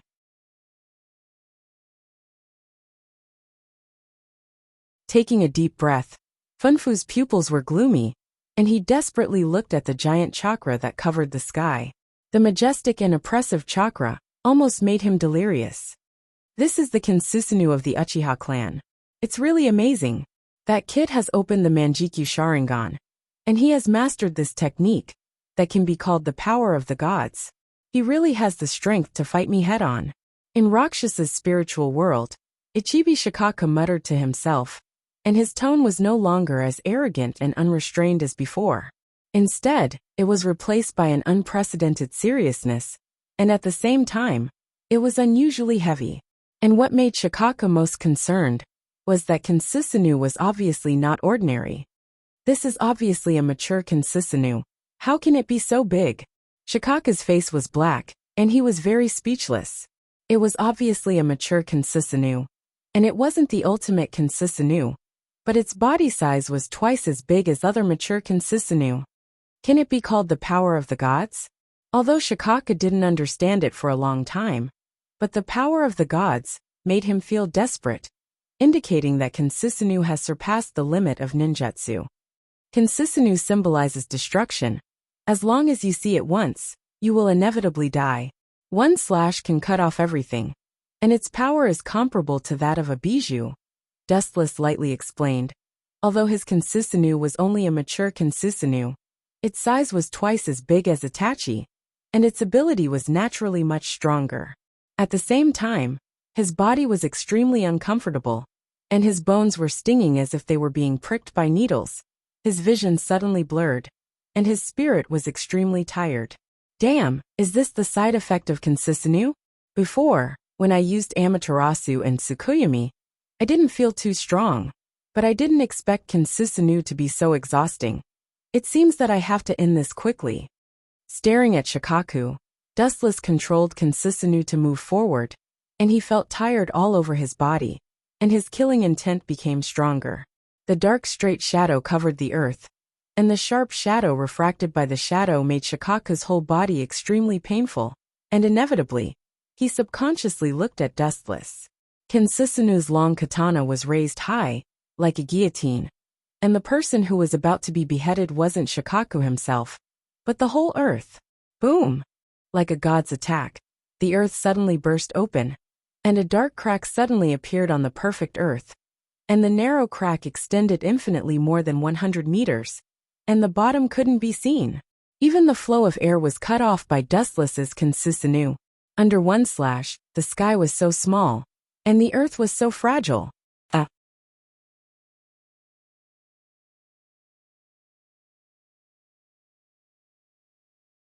Chapter 28. Are you trying to say that you can turn something rotten into something magical? He covered his wound and tried his best to slow down the bleeding. Otherwise, he would die from excessive blood loss. However, that did not change anything. His heart was already pierced through, and there was no way to save it. Even though he covered his wound, a large amount of grayish-brown blood still spurted out from between his fingers. I see that you understand. Dustless casually placed his hands on his waist and looked up as he exhaled. However, I feel that this description is very suitable for me. Is that so? At the same time, there was a sudden burst of coldness behind him. Wu Chen's calm face loosened a little. Let me see what's in your heart. The voice sounded again. Dustless turned around and saw a figure as elegant as a cloud lying on his back. He did not even feel anything when he was pressed on top of him. It was as if this person did not have a physical body and was as strange as a ghost. You're out so soon? Dustless's voice was as indifferent as ever. He looked at the shattered void behind him and frowned, but did not say much. The person in front of him was a young man with delicate features wearing a large coat. His pair of green eyes emitted a clear light, radiating light in all directions. It was like a piece of pure natural gemstone. It was very gentle, and it made people feel relaxed and happy just by looking at it. Their hearts couldn't help but relax. What an annoying pair of eyes. However, Dustless did not have a good impression of this pair of eyes. He only felt disgusted. This was because the owner of this pair of eyes was sizing him up, as if he was a prey. Who would like this kind of person? Let me see your void. Dath suddenly put one of his hands close to Dustless's chest and pulled hard. It was as if something was pulled out of thin air. There was a large amount of light in his hand. Dustless was stunned for a moment. This was the first time he had encountered such a situation. Under normal circumstances, it was the Lord who extracted the void of a normal human. This was definitely the first time in history that the Lord extracted the void of a lord. Ha ha ha. What an amazing guy. Dath looked rather excited as he watched the light in his hand condense into a large sword. Even Dustless stared at it in a daze. In Dath's hand was a golden sword that was more than 2 meters long. It was very dazzling, like a peerless divine sword that had a sharp edge that could cut through all obstacles. This is my void. Dustless was surprised and curious at the same time. The divine sword in front of him reminded him of the Glint Fruit's heavenly gathering cloud sword. Although there were many differences in appearance, the length and width of this sword were both greater than the heavenly gathering cloud sword. It was more than 2 meters long, but the destructive heat it emitted was almost the same. Looks like it's similar to the Glint Fruit's ability. So this is what my void is. Dustless sighed. He did not pay much attention to Dath, who was wielding a great sword. How could he lose to a rat who only dared to hide in the dark? Unbelievable. Is this power really a human's void? Dath enchanted the gorgeous photon greatsword, His hands were trembling as he gently rubbed the blade of the sword. He felt the power contained in it and praised. Perhaps the king's void is different from others. This idiot. Hearing this, Dustless sneered. He could tell at a glance that this was the power of his glint fruit. It was the power he first obtained. What did it have to do with void? If he had to force a connection, it was just the glint fruit being used by Dath in the form of a void. Before we fight, there's one thing I have to make clear. Dath's expression became incomparably stern.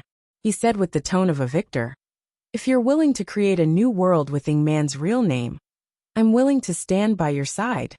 Suddenly, his eyes became as clear as pearls. His small hands continued to rub the blade of the lightsaber back and forth. "I suddenly feel that you're more suitable than Yang Shunya to be the ancestor of the new humans. After all, your genes seem to be stronger than his. Perhaps after you combine with Ingman's real name, the new humans born will be stronger. Using a person to create a new race. Is that any different from breeding pigs?" Dustless shook his head and refused. He did not have that kind of interest. A person living for the sake of reproduction was no different from a walking corpse. As long as one was alive, one should live freely and unfettered. That makes sense. Dath was not surprised. His expression was like a pool of stagnant water. It was as if he had expected Dustless to give such an answer. Everyone's worldview was different, and their pursuits were also very different. Some people loved money, and some people viewed money as dirt. No matter the time, there would always be people who did not play by the rules.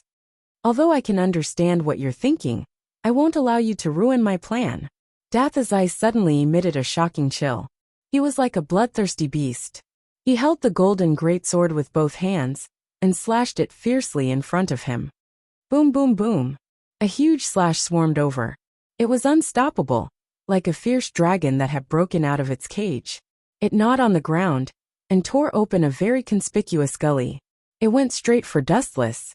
Even after obtaining my power, it's only at this level? Looking at the vast scale of the slash, Dustless could not help being greatly disappointed.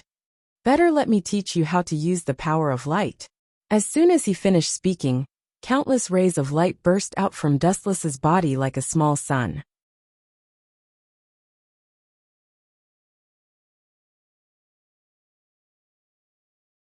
Chapter 29. Bang! Boom, boom, boom. The place where Atlanta was standing was blasted into a huge hole that was more than 10 meters long, and a big man with muscles all over his body was standing in it. There was no doubt that this punch did not hit Atlanta. At the critical moment just now, she avoided it with a vigorous movement technique. Whoosh, whoosh, whoosh. A burst of intensive ear-piercing sounds came from the east. Shiro Amakusa frowned suddenly and quickly shouted, "Berserker, go after her." It was obviously the sound of footsteps, and there was no need to think about it. It was undoubtedly Atlanta. What a clingy guy. Looking at the big man chasing after her, Atlanta frowned. This guy was laughing as he chased after her. He was so mad that he no longer had any sense of reason. Atlanta decisively avoided the fight. Her goal was assassin, so she could forget about this big man. The situation has completely collapsed. Are we going to lose just like that? In the dead silent broken room, Shiro Amakusa was left alone again. He clenched his fists with a twisted expression. There was nothing more devastating than having one's dream shattered. Although he still had several heroic spirits on his side, they were obviously at a disadvantage compared to the black side. In addition, there were two powerful enemies, Ruler and Dustless. Especially Dustless. This was a hero that Shiro Amakusa was most afraid of. Until now, he still hadn't figured out where he came from, and what kind of invincible history he had. Dustless. Shiro Amakusa's usually elegant face was now suffused with a ferocious expression, and his handsome cheeks were as terrifying as an evil spirit. When a rabbit was forced into a corner, it would bite people, let alone a scheming man like Shiro Amakusa. "Ah, I'm very far away, but I can hear you calling my name." An unexpected voice suddenly rang out. Shiro Amakusa was startled at first. Then he abruptly turned his head. What entered his eyes was Dustless, who was slowly walking over. Previously, he had been searching for other targets, But who knew that he happened to hear Shiro Amakusa's venting roar, which attracted him here? I'm going to grind your bones to dust. Shiro Amakusa gritted his teeth, and a few blades appeared in his hands. He looked at Dustless with an unfriendly gaze, as if he wanted to swallow him alive.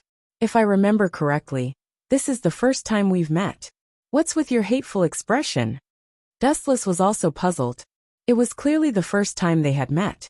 Was there something wrong with this? However, Shirjun looked at Shiro Amakusa with a vicious gaze, as if Dustless had done something to hurt him. Could it be that I killed your parents? Dustless rubbed his nose helplessly, because Shiro Amakusa's eyes were filled with hatred. It was as if he was looking at an enemy who had killed his parents.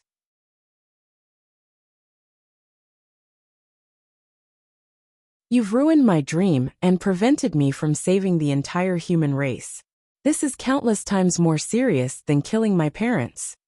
Shiro Amakusa roared, his voice hoarse. In comparison, I'd rather have my parents dead. Dustless stared at Shiro Amakusa in silence. Dream? Was the so-called dream so important that he wouldn't hesitate to sacrifice his own parents? You're too stupid. Dustless shook his head. No matter what dream it was, if he didn't hesitate to sacrifice his parents, this kind of person was hopelessly stupid. If your parents knew that they had a sad son like you, they would definitely be in despair. Dustless couldn't help but sympathize with Shiro Amakusa's parents. Wasn't it a tragedy to have a son like this? What do you know? Shiro Amakusa snorted angrily and reprimanded. The world today is filthy, and the humans today are filthy and ugly. And Shiro Amakusa pointed at his own face and said emotionally, I only wanted to use the power of the Holy Grail to change the world and purify the human race. I wanted to give the entire human race a qualitative upgrade and create a truly perfect world. But you, a demon, actually destroyed my dream. You are a sinner to the entire human race. A sinner to the entire human race? Dustless's eyes widened. This was the first time he experienced the feeling of a pot falling from the sky. He became a sinner to the entire human race, just because he destroyed Shiro Amakusa's plan? I don't have time to listen to your nonsense. Dustless couldn't be bothered with Shiro Amakusa and said bluntly, Where did you hide that Leo jelly? Hand him over, and I'll let you die a quick death. Mordred had once begged Dustless to help save Leo Jelly, and Dustless had readily agreed. After all, it was his daughter's request. Shiro Amakusa had a sinister smile on his face. What a pity. That guy might not even be in this world anymore. If that's the case, you'll die a horrible death. Dustless's eyes flashed with a cold light. For example, this is the outcome. Whoosh whoosh whoosh. Dustless flicked his finger, and a few rays of light shot straight at Shiro Amakusa. Whoosh whoosh whoosh. Shiro Amakusa was prepared for this as well. He dodged immediately. Assassin had strengthened his body, and his speed, strength, and reaction speed had all received a qualitative upgrade. Boom boom boom. A few black holes immediately appeared where Shiro Amakusa had been standing. It won't be that easy to kill me. After dodging the attack, Shiro Amakusa looked at Dustless with his head held high. If you want to kill me, you'll have to at least. Uft. Before he could finish his sentence, Shiro Amakusa screamed in pain. A few rays of light came from behind and easily pierced through his four limbs.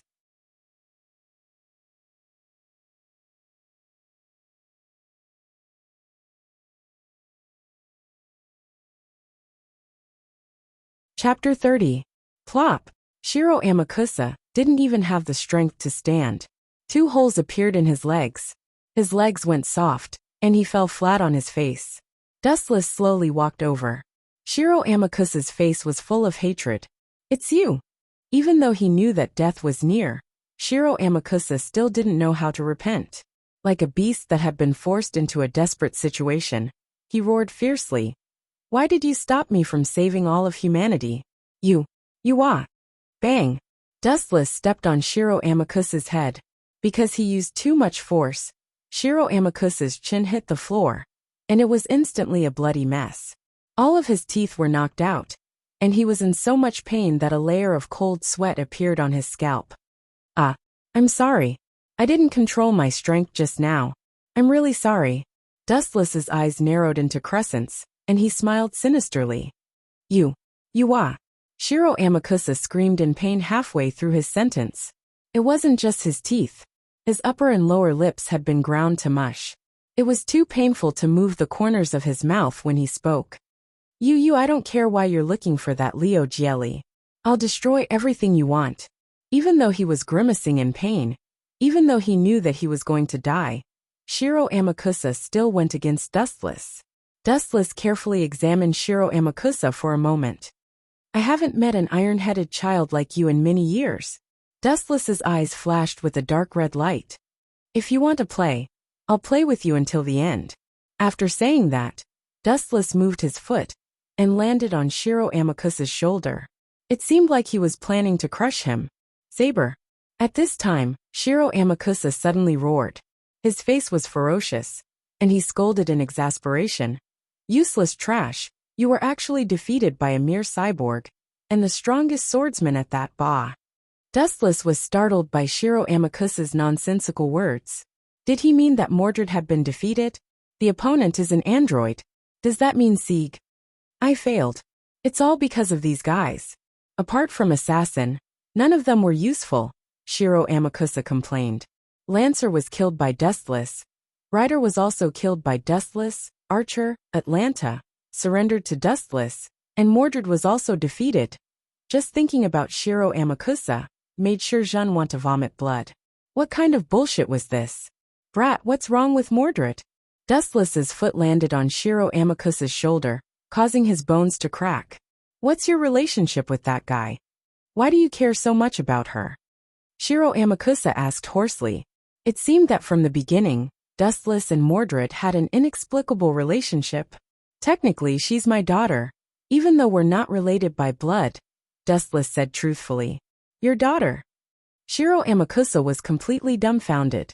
The situation was in a deadlock for a moment. Then he laughed maniacally. That's great.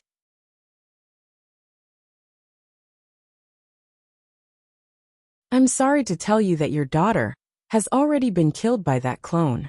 As a father, your own daughter was killed, and you can only watch as it happened. Curse your incompetence. Shiro Amakusa barked, but Dustless didn't even blink. Although Mordred was defeated and killed, as a heroic spirit, she was already dead. As for Dustless and Mordred, there were no feelings between them. What incompetence and self-blame. Wasn't that just nonsense? But that clone actually defeated Mordred. That's quite surprising. Dustless shook his head, feeling that it was somewhat unreal. Why? Was it because Sieg had a protagonist aura? In any case, Mordred was someone who had inherited Artoria's bloodline. Losing to a mere clone was too humiliating. No matter how he looked at it, it was somewhat inconceivable. No matter what, you're going to die first. After saying that, Wu-Chin stepped on Shiro Amakusa's head. As long as this guy died, no matter who the red team spirit was, they would be done for. Wait. At this moment a hurried voice sounded. Dustless's eyes narrowed as a pitiful figure appeared in front of him. You're already in this state, and you still want to stop me? Dustless stared at the injured person. It was Assassin. Although she had the advantage in terms of strength, she was heavily outnumbered, so she suffered quite a bit. Her pure black clothes were soaked in blood. Assassin. Shiro Amakusa's eyes trembled. He was also very surprised by Assassin's arrival. Let go of the master. He's just an ordinary person, Assassin said weakly. When she spoke, she pulled on her injuries, causing blood to flow out of the wounds all over her body. Say that again. I might have heard wrongly. Dustless dug his ears. Motherf **Ker. This woman was already in this state. She was riddled with wounds. Yet she still wanted to ask him to let Shiro Amakusa go. Where did she get the courage? Assassin, I thought you were different from the others. After all, as an empress, there must be something that's completely different from the other heroic spirits. Who knew that you're still the same? You're no different from those idiots. You all like to say such nonsense. Shiro Amakusa must die. Dustless's expression was cold as ice as he said cruelly. You're tuning in to the Li Mei Sword of Destiny YouTube channel. We're so grateful for your support, and don't forget to subscribe to join us on this incredible journey.